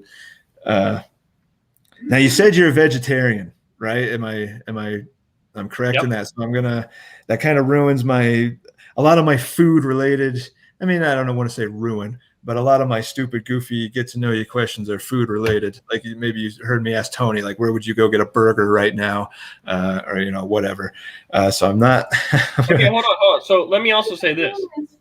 I'm a pastor at a Lutheran church, and churches always do these, potluck sort of things. And you have to eat that stuff to be socially acceptable. So I'm a vegetarian as far as like buying stuff at the grocery store for us. And if we go to a restaurant, but I eat meat at least once a month just because there's some church function where some old lady has made her special, meatball goulash dish or something. got to eat it, or else you're going to offend her for the rest of her life. So I do still have to eat meat. So occasionally, so I'm not completely divorced from the meat side of. So there's like a flexible vegetarian. Like I'm a flexible. My wife is more strictly vegetarian. She has been for 16 years or something. But I'm sort of like vegetarian by choice, but sometimes forced to eat meat. So she doesn't like kill you for it, like. Right. No. Clearly, yeah. Okay. So we grew up in the South, so she still likes biscuits and gravy. But a lot of times when you order that, the gravy has sausage in it, so she tries to pull the bigger chunks out, but some still gets in. She brings her own gravy strainer and. Can I get a gravy strainer with my biscuits and gravy, please? Yeah, some people bring their own syrup to a restaurant. She brings a gravy strainer. Gotta get the meat out. We're not quite that snobby yet, but we live in the city long enough. Maybe we will be eventually. That's true. So what about fruit? What's your preferred fruit? Like if you were gonna have like a nice fresh piece of fruit, what would I don't know. We're more veggie people. I will say, since becoming functionally vegetarian, I will say I just eat a lot more veggies, and I actually prefer it. Whereas my kids, both our boys, love fruit. They eat meat sometimes, but they love pears and apples and everything. And I don't prefer the sugar that's in those things. I like to get broccoli or carrots or cauliflower and eat it in like hummus or something. And man, that's my wife, and I like fruit. I got a sugar thing. I got a sugar problem. I know I have a sugar problem. I know I do, but you're I American, would much rather fruit over vegetables. Do you eat cheese? Oh yeah, I mean, I already ate cheese anyway, but now living in Wisconsin, holy shit, man! So how can you not? Right? You're going to be crucified, Do you have off the top of your head? Do you have a favorite cheese? An easy one for sandwiches and stuff for me is pepper jack, so then you got some spice in it, which is funny because I didn't grow up eating a lot of spicy stuff. So when I first got pepper jack in my mid-20s, I was like, oh man, like, should I put a slice of pepper jack on this tuna sandwich? It might be too hot for me. And, now I'm like, give me all the sriracha. I'm going to totally torch my taste buds. Oh man, it seems like we grew up similarly, because I grew up in a very non-spicy house. Like my parents, they don't like spice. And then I get with my wife and she's like big into Asian food and stuff. And now I'm like sriracha on everything. I developed, we went to Thailand a couple years ago, and like I was into the food that I never thought I would be. It's like it opens up a world of flavor that now I'm not that, burn the roof of my mouth off. I don't like, I don't eat the nuclear wings or anything just for heat's sake. But, to me, like right now, if I gave my dad something with sriracha on it, that would be too much. That would, it's not happening. So yeah, no sriracha or Cholula on the eggs or anything like that. Thai curry is so good, man. I love like a good like Thai, like a yellow curry or something with rice. That's great. And the incredible part about Thailand is you get all this stuff and it's like $2. You get a giant plate of curry and duck and all this stuff. It's like $1.50. It was incredible. All right, so if you take Seattle to the title this year, would you be and of course, there's going to be a banner and a flag. Would you be a trophy guy or a ring guy? I never thought of that. I don't wear many rings. In fact, I'm on my second wedding ring because I lost my first one. I never worn jewelry, so like I got it too big and it fell off, and I couldn't find it anymore. And I went like 2 years without having a wedding ring. And finally I was ordained as a pastor. My wife was like, you should probably get a ring so that people aren't weirded out that you're married without a ring. So I was like, okay. So I went to like Fred Meyer or something, some grocery store, and got like a $25 wedding ring. Man, just so I had one. Incredible. Again, my wife and I, how long we've been married? Like 6 years, six years or so. I've never had a ring. And she rarely wears hers. She almost got like her finger degloved or something in a medical instrument mishap, so she took hers off and hasn't really worn it since. So yeah, we felt weird about it for a while. Like, is it weird that we're married and neither one of us wear a ring? But it's like, who cares? Like, it's not that big of a deal. I won't be worried. So is your wife a nurse or what? She was at that time she was a medical assistant. So she was like, what were you doing when that happened? You were like assisting with some sort of procedure or something. And the ring almost got caught and, would have pulled the finger with it or whatever. And just thinking about it weirds me out. Yeah. But now we work at home. We just have people that live with us that we healthcare for them. I don't know how to say it really, but we work at home now. Yeah. Hey, by the way, I want to say that sip you just took, those peanut butter stouts, are my jam for winter. There's some really great peanut butter stouts from microbreweries in Wisconsin. So, and there's one that I had when I was in Illinois. I had it at a restaurant, and I've been trying for the life of me to remember what it was because it was so good. I feel like it had the word moon in the name, but it wasn't Blue Moon. I keep wanting to say it was like Moon Dog or something, but I searched for that and it doesn't really come up with a peanut butter stout, but I know it was a peanut butter and it was delicious. It was smooth. It was delicious. And like a lot of stouts, it got a little bit better as it warmed up a little bit. You don't want a stout ice cold or anything. Haven't been able to find it since. It's driving me nuts, but man, I will tell you, Chicago's got a couple decent breweries. Haymarket Brewery is good, and Revolution Brewery is good. But otherwise, and mostly they both made really good sours. I don't know of a good stout in the Chicago area, but what you may have had, I don't know, may have come up from Milwaukee or something. So I don't know. That's possible, yeah, because it's Peoria. It was pretty Midwest centric, I think, like the theme, but I wish I would have paid attention. I didn't expect it to be that good.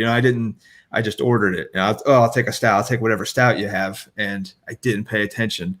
And here, Colorado, you can't swing a dead cat without like hitting a microbrew or something. Everybody's got their own, but it's all IPAs.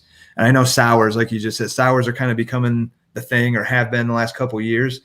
But man, my kingdom for this damn peanut butter stout. And there's a million peanut butter stouts. You can't just Google peanut butter stout. Right. You're gonna get a million. Are you in Denver itself? I am on the western slope, so I'm closer to Utah than I am to Denver. I'm still about like a 5-hour drive all the way through the mountains. Wow. To get to Denver. Yeah. I'm in the desert. But I can when I go out my front yard, I'm looking at the Grand Mesa. Man, it's so cool. I used to love Denver. We would play in Denver sometimes. There was a ska band we liked from Denver called 5 Iron Frenzy. And I always thought it was so cool. They were in the Rockies, but I visited last October, and coming in from the airport, it's all flat. It's all plain from the airport. I thought, all the mountains are like west of Denver. And so I'm up there and like the air's all dry and the altitude sickness and everything. I was like, man, this isn't as cool as I remember. So I'm glad that you get to be up there near the Rockies, but man, I know that takes some acclimation, that's for sure. Well, and driving there from Illinois, it's all flat, and then you get into Colorado and it's still all flat. And I'm using the Dumb and Dumber line, like, man, that John Denver's full of shit, man. Like, this is the Rocky Mountains. Like, I'm like, do you think when we get there, are they going to be snow capped? Like, do you think we're going to be snow capped mountains? And then when I finally got there, and you're driving through and you're like looking all around, and then you got to pay attention to the road. And I thought the Rockies would be a little rockier than this. Yeah. Most of Colorado is pretty crappy looking, realistically. Like the Front Range, until you get to the mountains, it's dead flat, and a lot of like pig and cow, like industrial type farms and stuff. And it's a pretty gross place until you get to the mountains. And it's like, wow, I feel like this is what I've been missing my whole life. And then, we ended up staying. That's awesome. That's awesome. So I gave you trophy over ring, of course. Now, on that same vein, are you a gold or a silver, like color wise, like gold or white gold, like gold or silver kind of guy? I could go either. I like colors that go with black. So being a metal guy, black and silver go really well together, but black and gold go together okay too. So black, white, red, silver, gold all seem to work together. What did you play? What do you play? Play guitar and keyboard and did singing vocals, but the main vocalist is like the screaming type stuff. Yeah. But like a harmony kind of. Yeah, kind of like occasionally on choruses you have some kind of like singing thing. Sure. It's like kind of like long hair, tank tops, windmilling, headbanging, brutal blast beats, tremolo picking stuff. So this is like early 2000s, mid 2000s? Yeah, 2005 to 2013, toured all over the U.S. and Europe, and awesome. Put out albums. And That's so you're playing with like bands like Cattle Decapitation. Like what a great name for a band. It's niche, maybe, but I was in a band as well, not nearly as successful. But what did you play? I played bass in the band. I could play a little guitar, passable guitar, I guess I would say, but nowhere near. We played in a studio a little bit to like get a good demo together, but cut no albums. And heavy metal and a pastor. Yeah, that's what. Well, speaking of that, growing up near Peoria, we used to play this festival every year called Cornerstone Festival, which was not too far from Peoria. Did you ever hear about that? I have heard the name. I never attended. That wasn't the Chillicothe one, was it? No. Okay. I can't remember. Bushnell, I think, was the town that it was in. Small town. Yeah, it was like out in the cornfields, and some farmer just would donate. And man, in the heyday, in like the early and mid 2000s, there'd be like 30,000 people that drive all over the U.S. and Canada to go to Cornerstone Festival, and it would just be like, a bunch of hippies and crust punks and stuff like that, who were driving school buses that they made into RVs that run on fish oil instead of gas, and people not taking showers for a whole week, and it was a blast. But yeah, we would always drive up for that in Bushnell, Illinois. Yeah, that's right about that same area. Yeah. Yeah. Yeah, man. Yeah, good times. Yeah. What's that? Roto points. I already got your roto points. Were you a wrestling fan ever? Like entertainment wrestling, like WWF?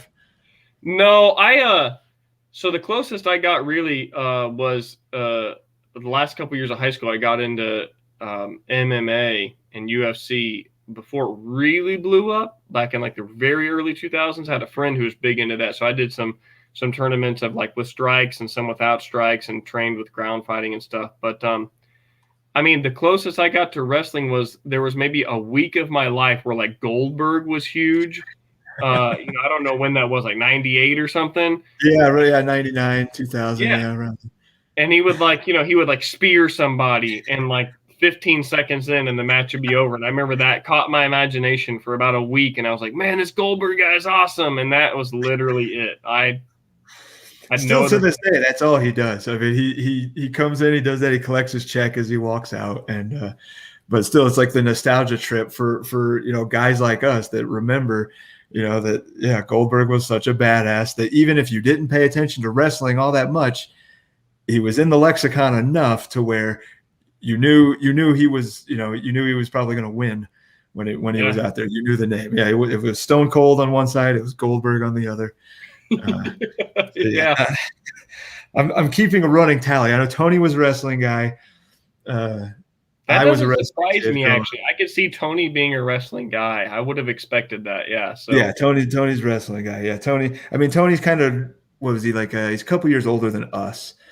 So, but he's also, I believe, from the Midwest. I want to say this really quickly. You and I are like on the older end of millennials, like we're near the top end. Yeah. Technically, Tony is like, I think, the oldest for millennials. And I couldn't believe it because when he was in the chat, I remember telling someone like Duke, I was like, man, if I had to place money on it, I would say Tony is a boomer. And when he said he was born in like 82, I was like, no fucking way. Like, that guy cannot be about my age. That guy has to be a baby boomer. But yeah, he totally blew my whole taxonomy apart, Tony confounds expectations, like whatever it was you might have thought. Yes, he does. I do. Man, I took a quick look. I made the mistake of looking at some of these auction prices, and now I'm like, even though I have 10 hours, to go on most of these guys, I'm like freaking out already that I'm not going to get the guy I want or something. Well, dude, what? Okay, so I know that I was drinking and we were talking, but I could have sworn I tipped over Max Scherzer and reset his clock. Yet he's the fastest guy to go right now, and my guys are behind him, and I don't understand. Did I not actually reset his clock? Like, what the hell happened? I don't know if I saw you in on a lot of guys. I don't know if Scherzer was one of them. Huh. Well, it's not a big deal either way, but I do hate this. When you hit Control R and refresh, it takes like a full minute for couch managers to actually like highlight and green your team, Yeah. So you're like kind of winning guys and not immediately realize it. Yeah. Yeah. So it takes me a while. So like I see DJ LeMahieu is my closest one to expiring, but it's like 15th or 20th on the list, and I'm there's no way I'm going to bump all these other guys off in front of me. In fact, I haven't even heard of. Dude, Lenny is either a genius or completely insane. Who the hell is Tony Santillan? So he's either really hoping to win these guys for $1 or he's hoping to make somebody spend $2. Because Lenny's a smart guy. The little bit I've talked to him, I know he knows his stuff. So maybe I think he made this guy up. I think he made Tony Santillan up because I've never heard that name in my life. I don't remember his name coming up in the ABL auction. Nope. It doesn't mean he doesn't exist, but I'm skeptical. Yeah.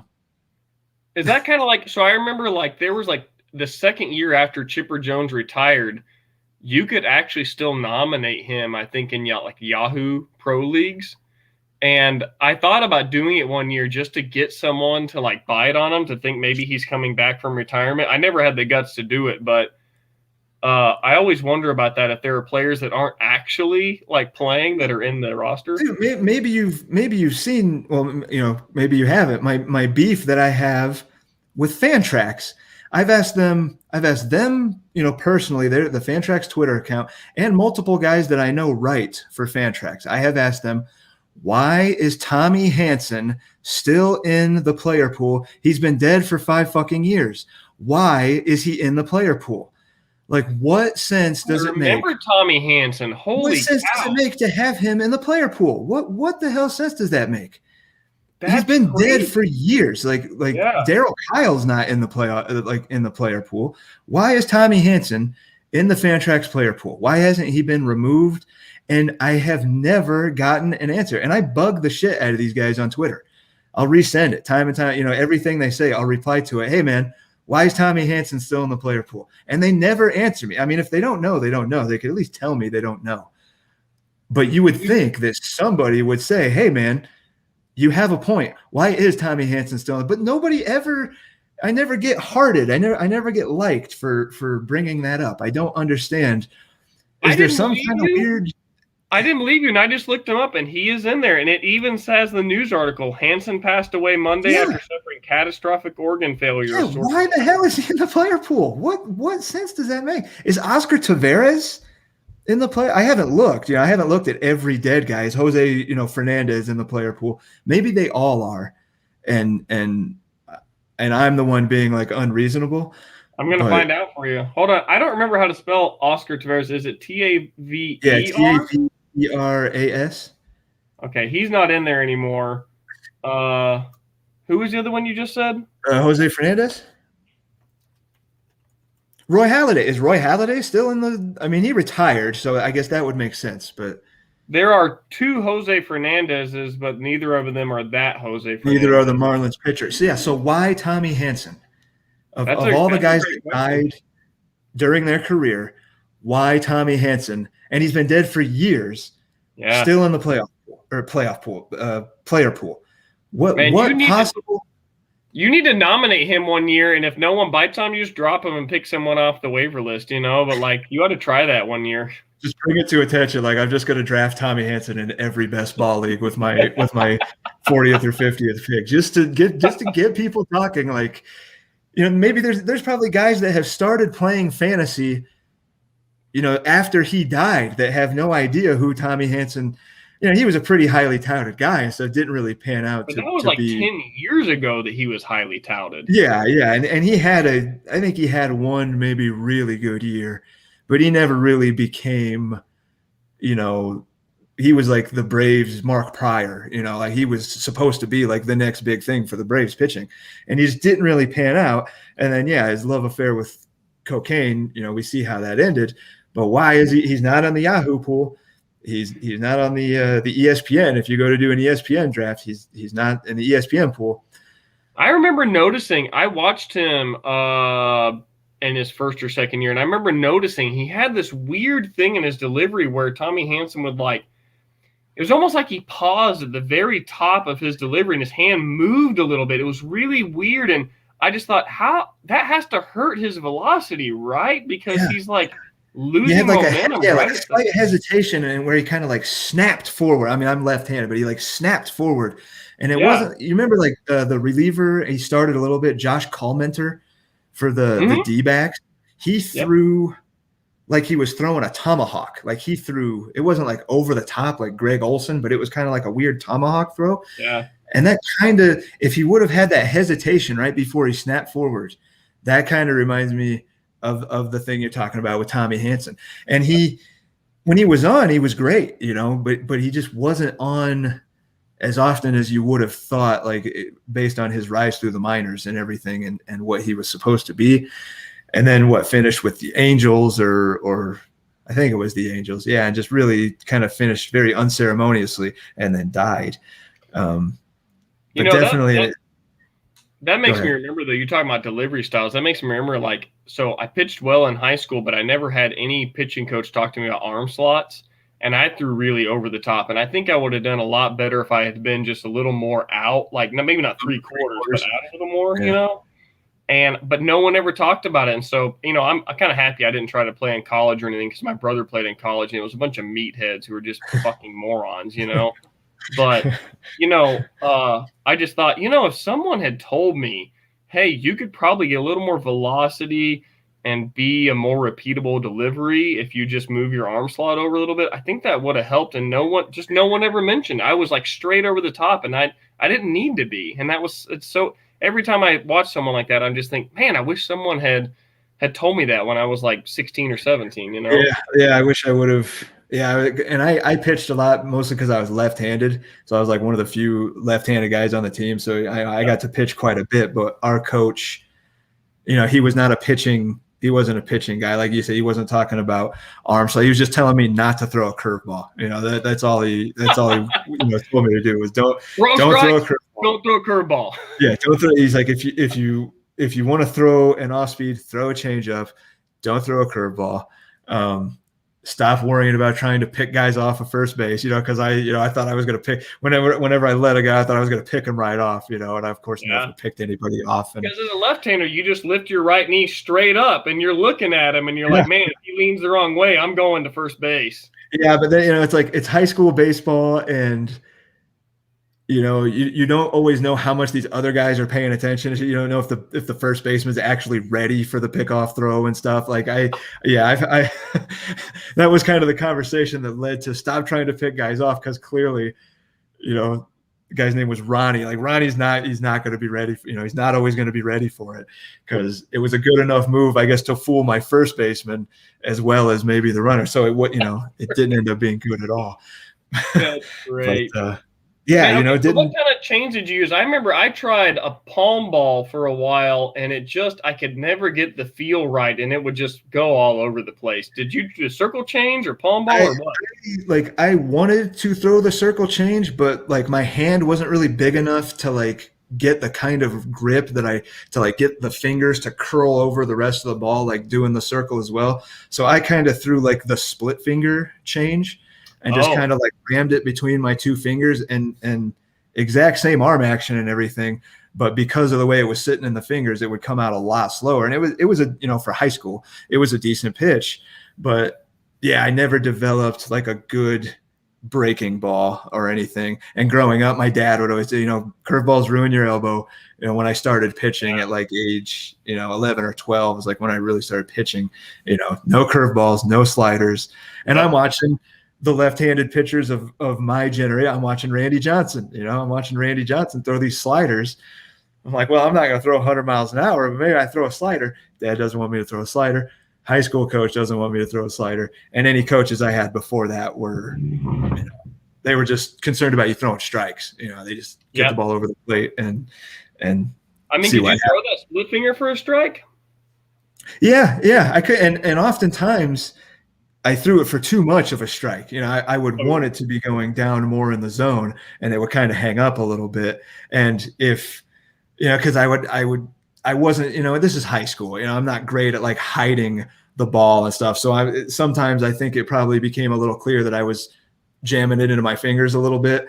And, maybe some of these guys pick up on it, but it did get hit hard a few times. I gave up a home run in high school. Not a lot of guys, high school, small, we weren't like Division, 1 or anything, but not a ton of guys give up a lot of home runs in high school. But I did give up a home run in high school, and it felt really shitty. It wasn't on the changeup; it was on a fastball, just a high fastball, and the guy crushed it. Yeah, I did that a few times. What are you going to do?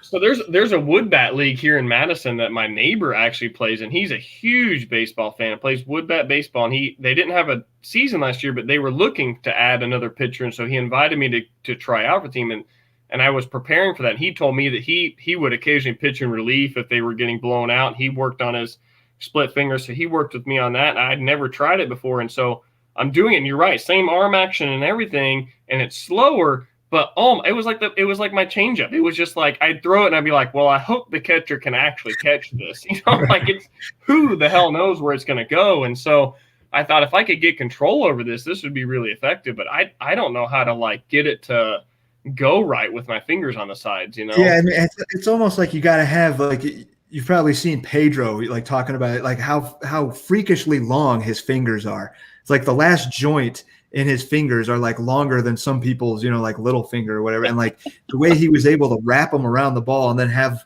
the ball roll off of his fingers. And like clearly he was able to do whatever the hell he wanted with it. Yeah. I mean, that's just a special kind. It's the best changeup of all time. For my money, Pedro is the best changeup of all time. And I don't know if we'll ever see another one like as good. He was just so good. Every time he threw it, it was devastating. It was the guy could know it was coming, but in the back of his mind, this guy can still throw 97.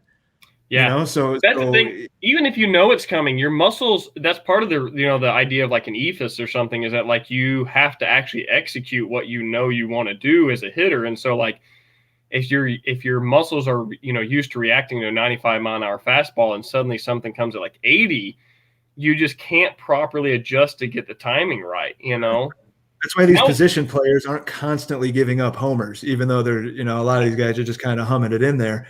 They allow some, but they're not. It's not a home run every pitch because it's just not that easy to do. As much as people might think it is, it's just not that easy. That was part of Satchel Paige's thing.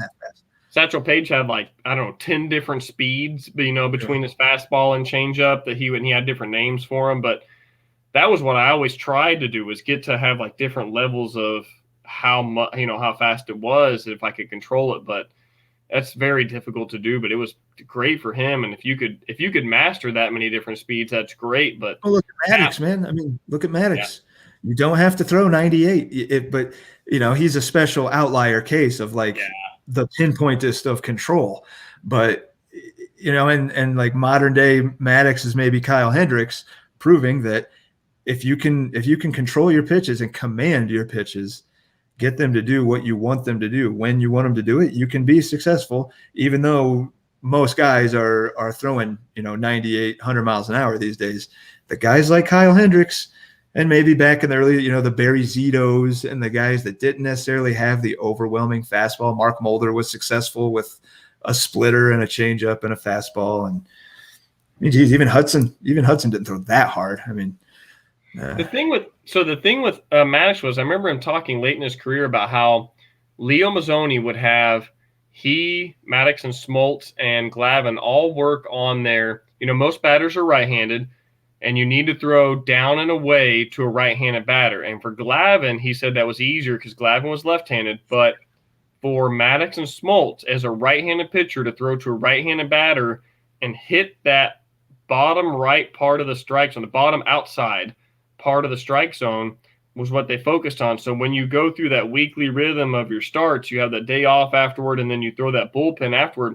He said they would throw I don't remember what the number was, 40 or 50 pitches, and it's just regular speed fastballs trying to hit that bottom outside corner against a right-handed batter, because if you can hit that corner consistently, you've got a strike that you can do that is not going to be hit hard and usually, swung at and missed. Yeah, if they hit it, they're not going to hit it hard. And a lot of times it looks like a ball coming in because, man, that Maddox two-seamer that just darted onto that corner. Oh, just devastating. Man, it had so much – people freak out about that Dustin May two-seamer, that he threw at 98 or whatever to cut across the plate. But, man, Maddox could do that whenever he wanted, and he could make that ball end up wherever he wanted it to end up.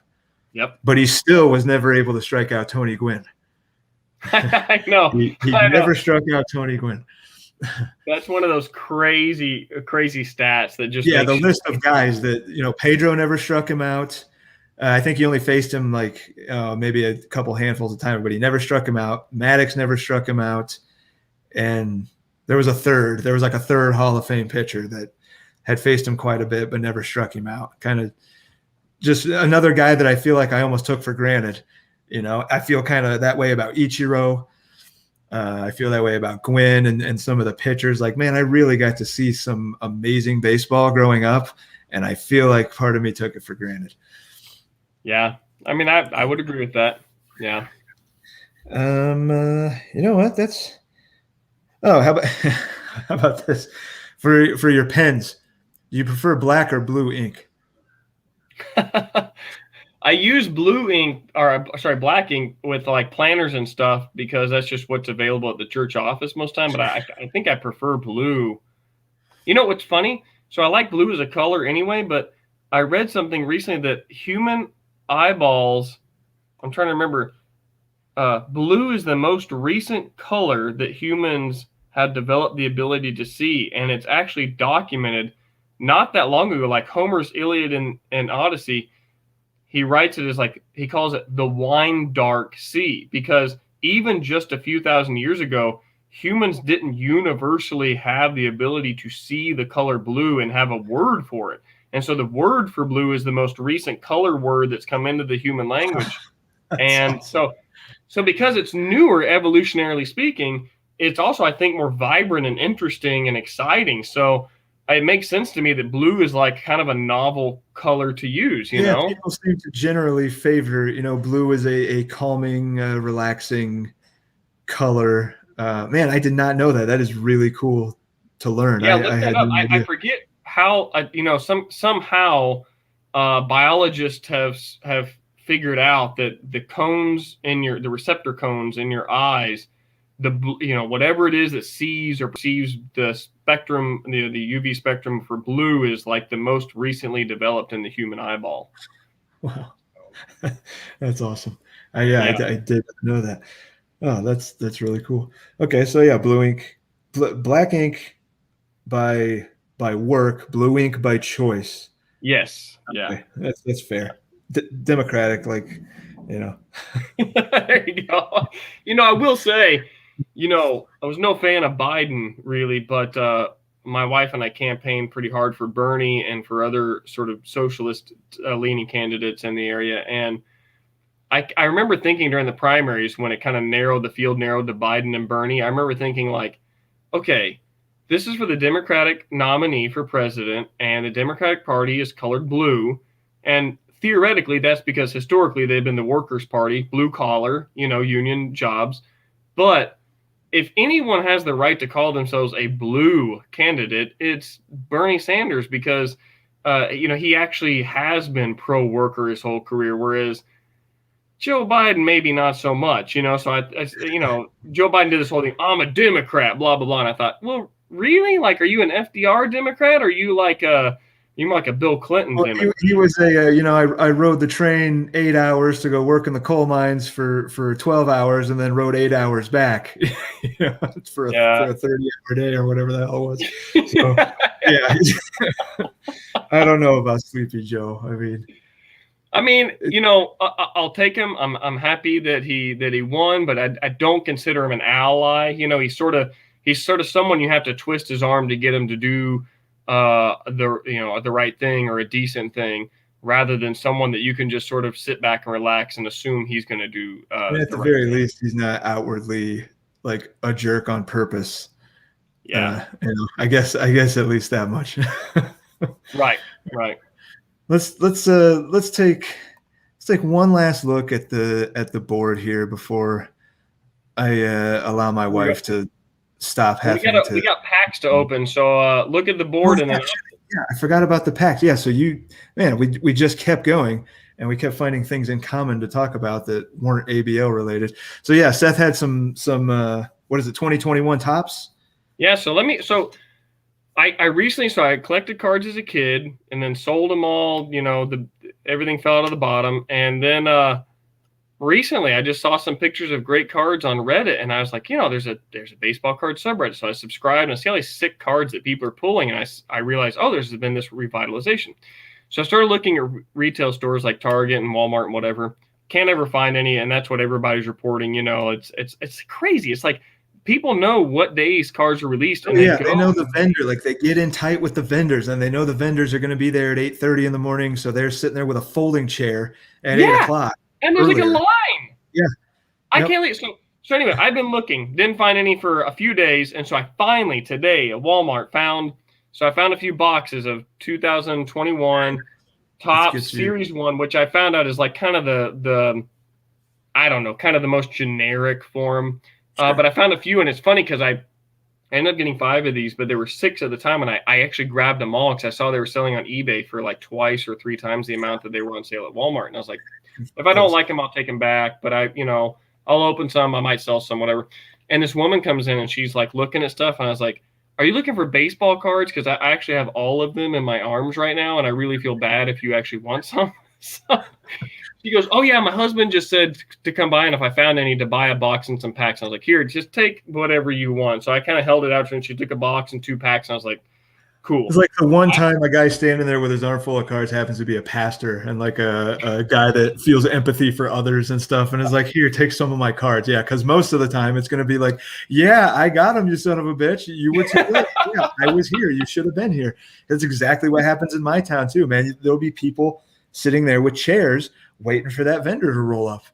And I get it. These things, the market is hot right now, and most of these people are buying them to either flip them, like the full box, just turn around, flip it on, or they're buying it to open the cards and then try to flip them. But most of them are not collectors. These people are taking advantage of the market, which, hey, more power to them. But it's cool that you were able to get some. So I will say, if I can't, so I got these for like 12, I think, per box. If I can't sell them on eBay for 20 or whatever, I'll probably I got the receipt. I'll just take them back to Walmart so someone else can get them. Because after shipping, and so you're just taking your time. You're not really making money. I think these are what would be referred to as are they a blaster box? I wish Lenny was here. He'd be able to tell us, but I know there's like blaster packs, rack packs, blaster box. Okay. So this is a regular pack. I did get a few of these as well. Okay. Like the packs you used to buy. I think you're right. I think these are called blaster box because they've only got a few packs in them. Then you've got the hangers that have like maybe just 2 or 3 packs. Then you've got a hobby box, which is like, I don't know, 40 That was what I was into. Like back in the day, we had a hobby shop, and like, the packs or boxes would say hobby on them. Like, so that that was the indicator that you had a better chance of pulling the game used stuff or the autograph stuff. But now these days, there's some really high-end stuff that's specifically retail. Like they've kind of hooked up the retail buyers that don't have, because card shops are kind of going by the wayside. So retail stuff is like, that's why the market is booming again, is because you can pull really good stuff out of retail stuff. Yeah. Which we hope to. I don't know. Like, I look on Reddit and I see these insane cards. I mean, seriously, someone posted a picture today of like some card they pulled that was like Bo Jackson, Mike Trout, and Ricky Henderson, which is a weird threesome. It's a weird combo. All signatures from all 3 of them and like game-worn jerseys from all that. I was like, you can get that in a pack? That is insane, Recently, Phil Hughes, the former Yankee, former Twin pitcher, Phil Hughes, he got a box of, I don't know if it was Topps, but it's like Sapphire. I think it is Topps, like Sapphire. It's like a $1,500 box or something. And his box had some sort of document signed by Abraham Lincoln. It's not even a baseball, but it was like a Lincoln, authenticated by the museum, the Topps Museum and everything. But it was an Abraham Lincoln signed document. You can get that in a baseball card box? Yeah. Of course he gets it. You know what I mean? Yeah, like, Hughes, yeah. So, I sent you a message on Discord telling you, like, every time I bought packs as a kid, it would be like all common cards. So I have no doubt that'll happen. But like, I hear stories like that, and I'm like, of course he does. He's already got millions of bucks. So of course he gets the Abraham Lincoln signed document. He sells his stuff too. Like he sells them for decent prices. He's just trying to like make some of his money back, I guess. But he has caught a lot of flack over it. Like, oh, Topps is sending this guy stacked boxes because they know he has the notoriety and his YouTube channel is pretty big. So they're sending him stacked product to try to get people to, they're going to watch it and then they're going to want to go buy a box themselves. And he's denied it up and down, and he seems like a pretty square guy. But you can't put it past these companies to not try to exploit the popularity of breakers or whoever it might be. You would think so. I mean, they need the boost. And, I watched that documentary on Netflix. I think it's still there, about this guy who's actually a voice actor on like things like Rugrats or Wild Thornberrys or someone. And his dad owned a card shop in like Toronto in the 90s when he was growing up.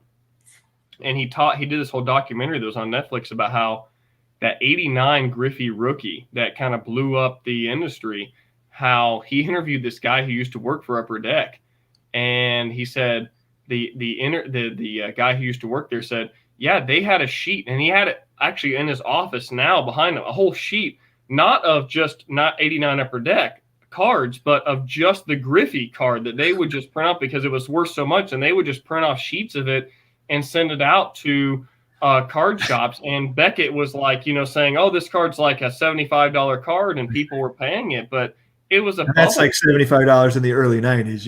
It's and real money that's another thing. They were printing it. It was an 89 Upper Deck, but they were still printing it even in like 91 and 92 because it was still so popular and still garnering. So like literally Upper Deck is just printing basically money, and they're selling it. They're just printing it off, cutting it up, and sending it out of these card shops. That's what blew the market up. I mean, they blew a big bubble, and it exploded in a bad way. Like the market really bottomed out for cards. Like the real collectors kept going and stuff, but there has been a resurgence to where, I don't know what the new guarantee is, like how these things are as short printed as they say they are and stuff.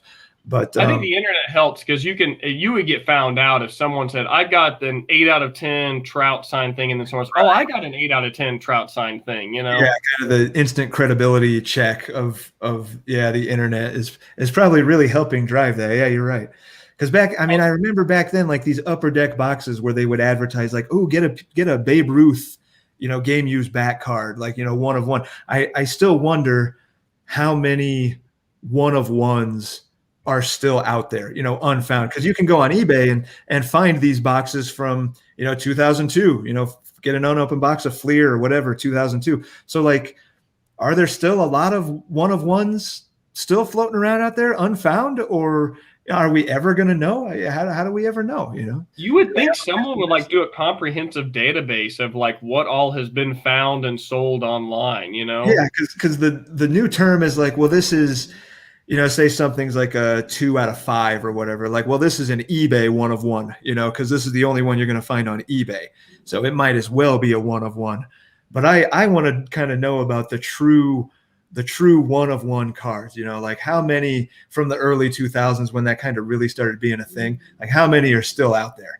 I'm very curious, and I don't know that we'll ever know the answer without some real inside information or whatever. But someone's got to care enough to put in like a stupid amount of work to like look at all of the sold auctions or whatever on eBay and, collate it all. And oh, that would be an insane amount of labor, but yeah, and it probably wouldn't be much of a payoff for people other than guys like us. So yeah, Adam's thought. Yeah, he's like the grading of the cards is and how Lenny was showing his earlier. He's got a lot of his slabbed and graded. He does it right with his ones that are going to appreciate in value, of course. Grading is huge. What's crazy, it's taken off. I remember when it first came out, but I know it's like a 7-month process or something to get cards back for that. But like, I remember before grading, there was some publication that I got from my library that would allow me, it gave you, I think they made it all up, but it gave you like addresses to send cards to be signed. Yeah. So I literally put like 10 David Justice cards in hard cases and mailed them to this address, and I never got them back. And I'm thinking like, oh, I'm going to get these 10 David Justice cards back in the mail signed. And of course it didn't come back. I tried some of this. I didn't know what to do. I had my favorite ball player was Jim Edmonds growing up. Even before he came to the Cardinals, I was a huge Jim Edmonds fan. Ever since that catch in Kansas City, I was a huge Jim Edmonds fan. And I was like, well, how do I get him to sign a card? And my mom or someone was like, well, maybe send it to the stadium. Maybe he gets his mail to the stadium. I'm like, oh, I don't know, but I would like to get this card signed by him. So I sent this card, a little handwritten letter. Hey, thanks if you can do it. No big deal if not. Never got return. No return to sender or anything. Never heard from anybody. So apparently Jimmy Edmonds did not get his mail at Busch Stadium. I'll say, man, that I remember, like the veil getting pulled on that when we signed our record contract and recorded our first album in Seattle in 2005. They had an inbox of like all the bands that would send in demo tapes and CDs to the label, to be considered. Yeah. They didn't even read them. They just had a giant box, and they were like, Yeah, sometimes we have an intern that will have just like listen to stuff and sort of suggest things, but I don't think we've ever signed anyone from this. I was like, I'll do it.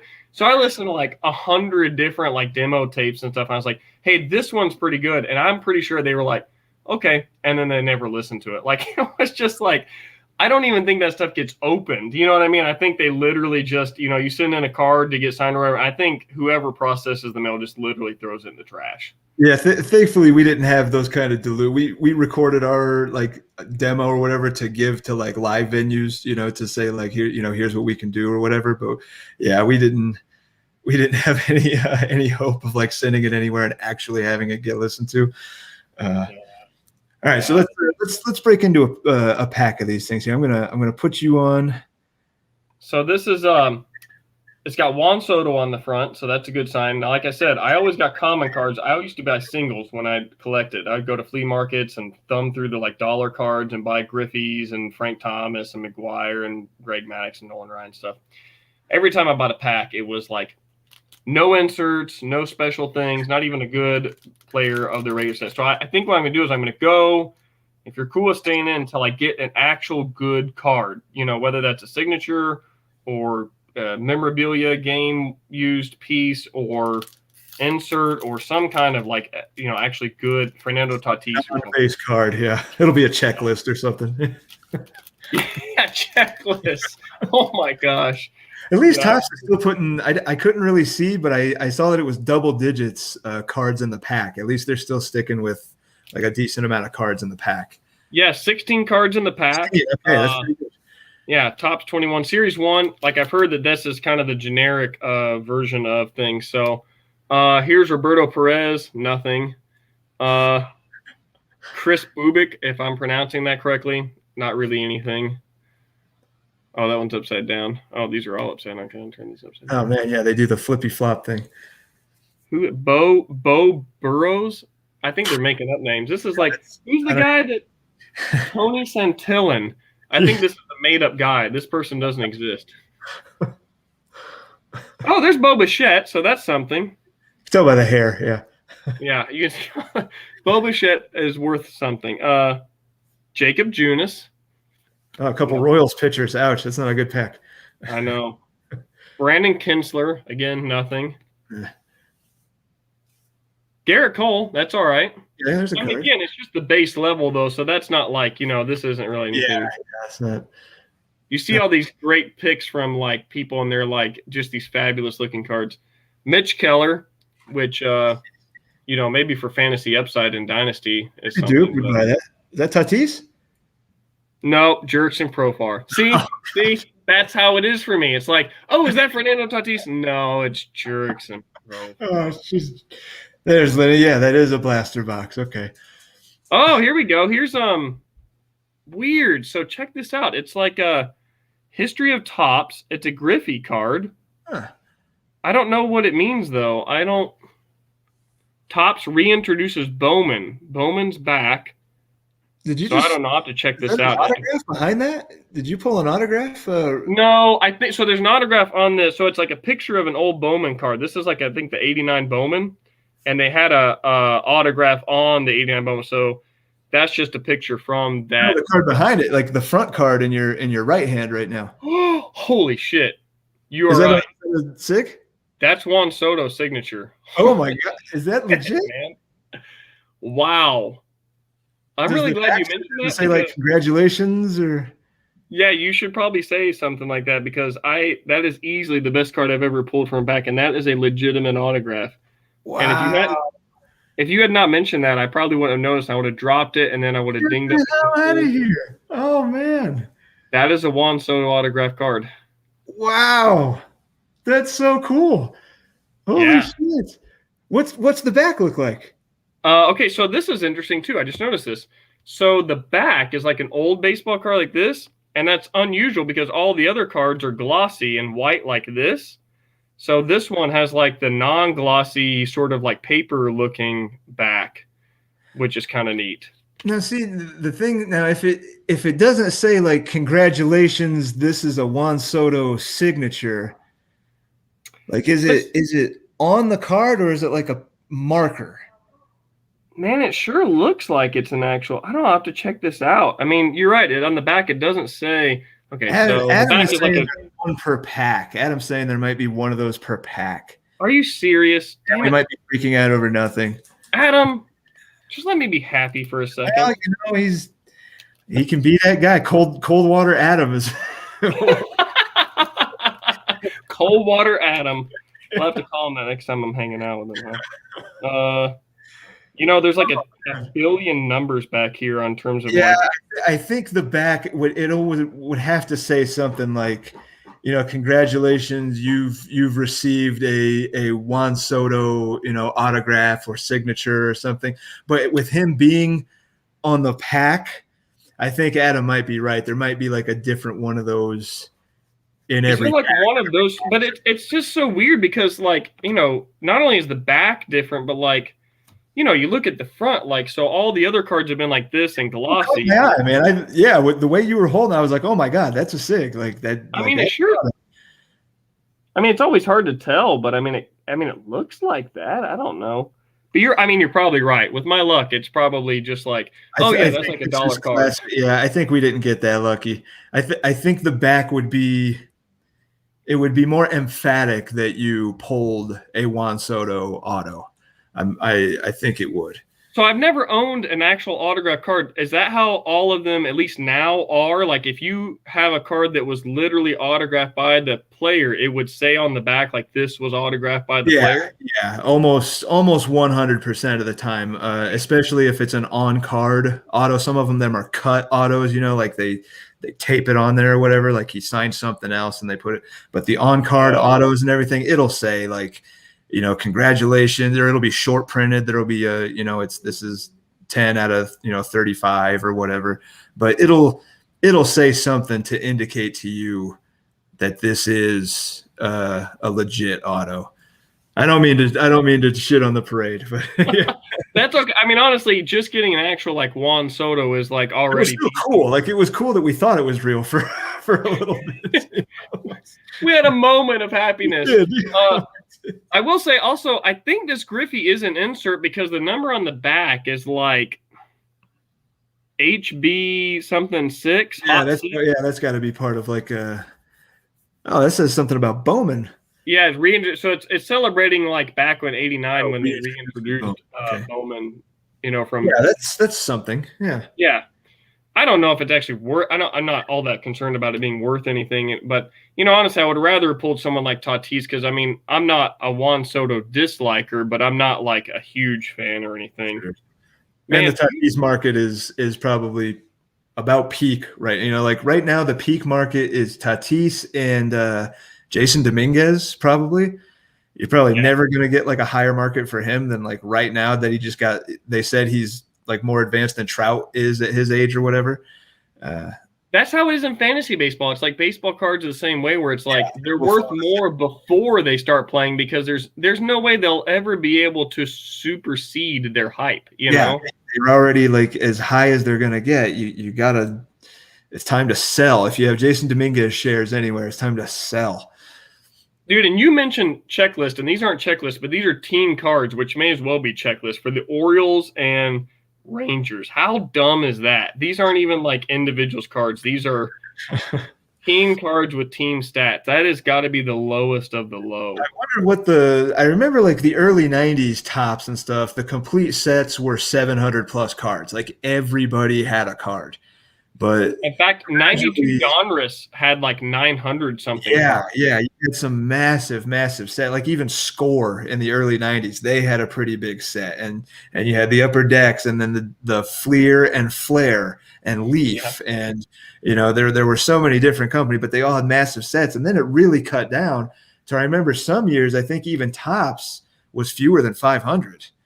So you had a lot of guys being left out. I have no idea what they are now, but it'd be nice if they, you can see that if they're putting so many guys on one card, that might mean they're giving them the shaft, on their own card. Oh, 330 in this set says Adam, but maybe is this just like 330 in series 1, and then series 2 will be another 330 for almost 700. That, I don't know. I just got into it again, so I'm like trying to learn this stuff on the subreddit. Like, okay, so what does this mean? Is this? Does this mean that? So I mean, I will say, I think I probably will consider this a win, considering that there was Bo Bichette. By the way, every time I say Bo Bichette out loud, it sounds like Boba Fett. So I got Boba Fett, and that's a better card than I've ever pulled in the pack before. Are you pretty? What kind of a Bichette guy are you?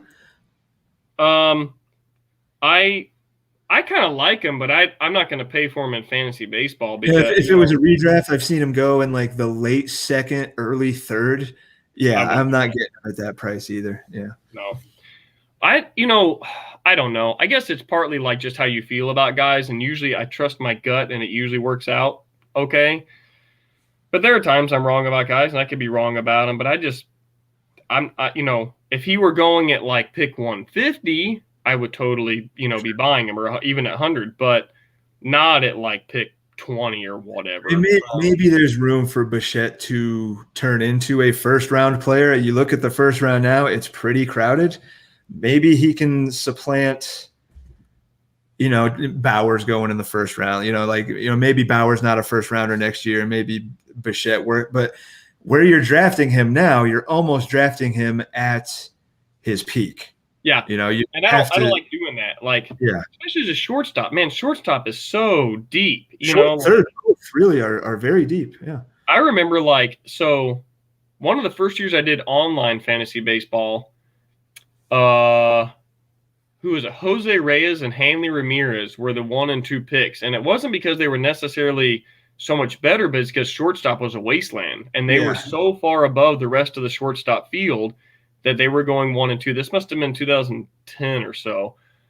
But now it's completely flipped. I mean, I think shortstop might be the deepest position on the diamond now. And I think that's right.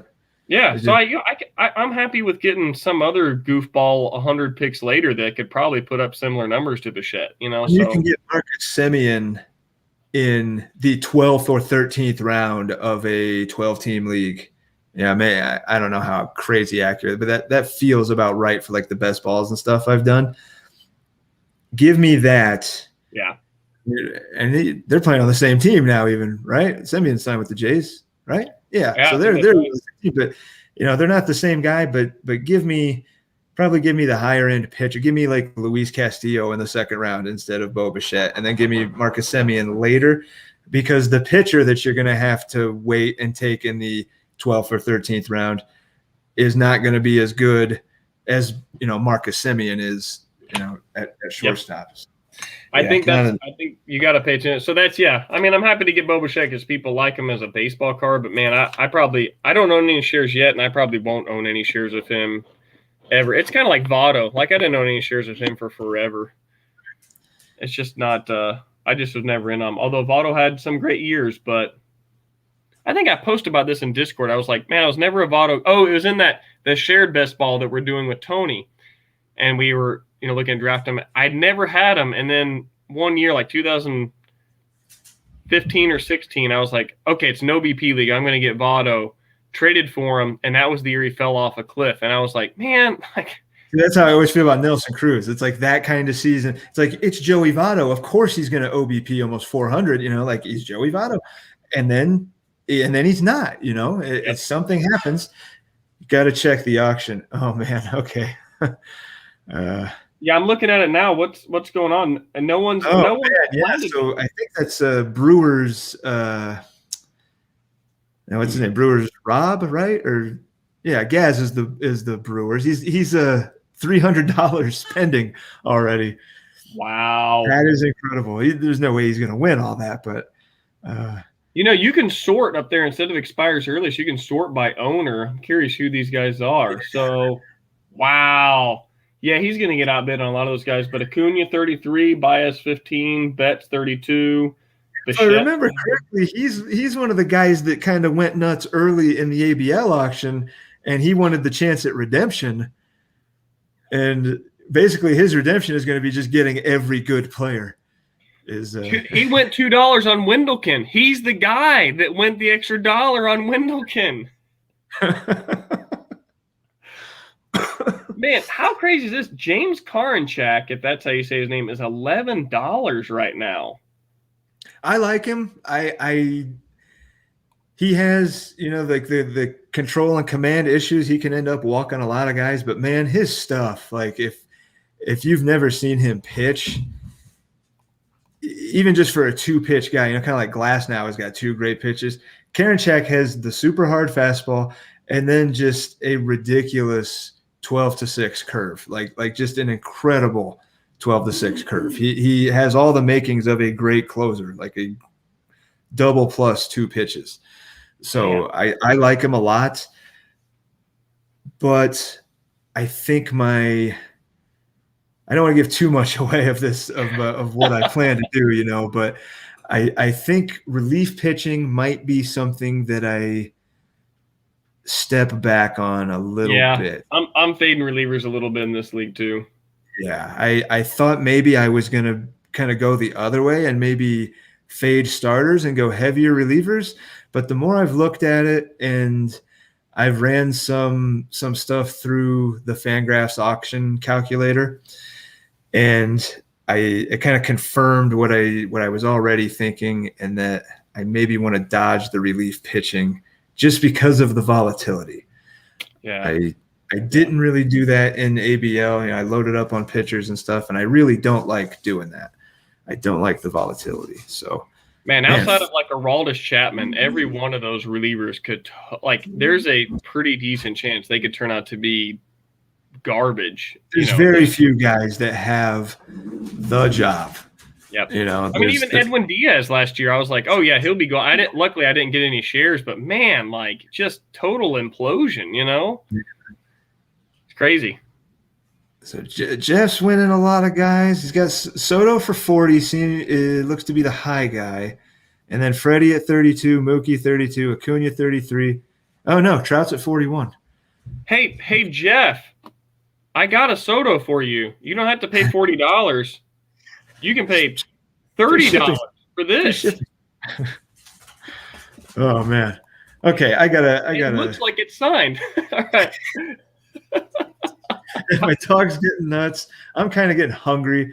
Got it, man. Yeah, this has actually been really fun. I'm glad we did this.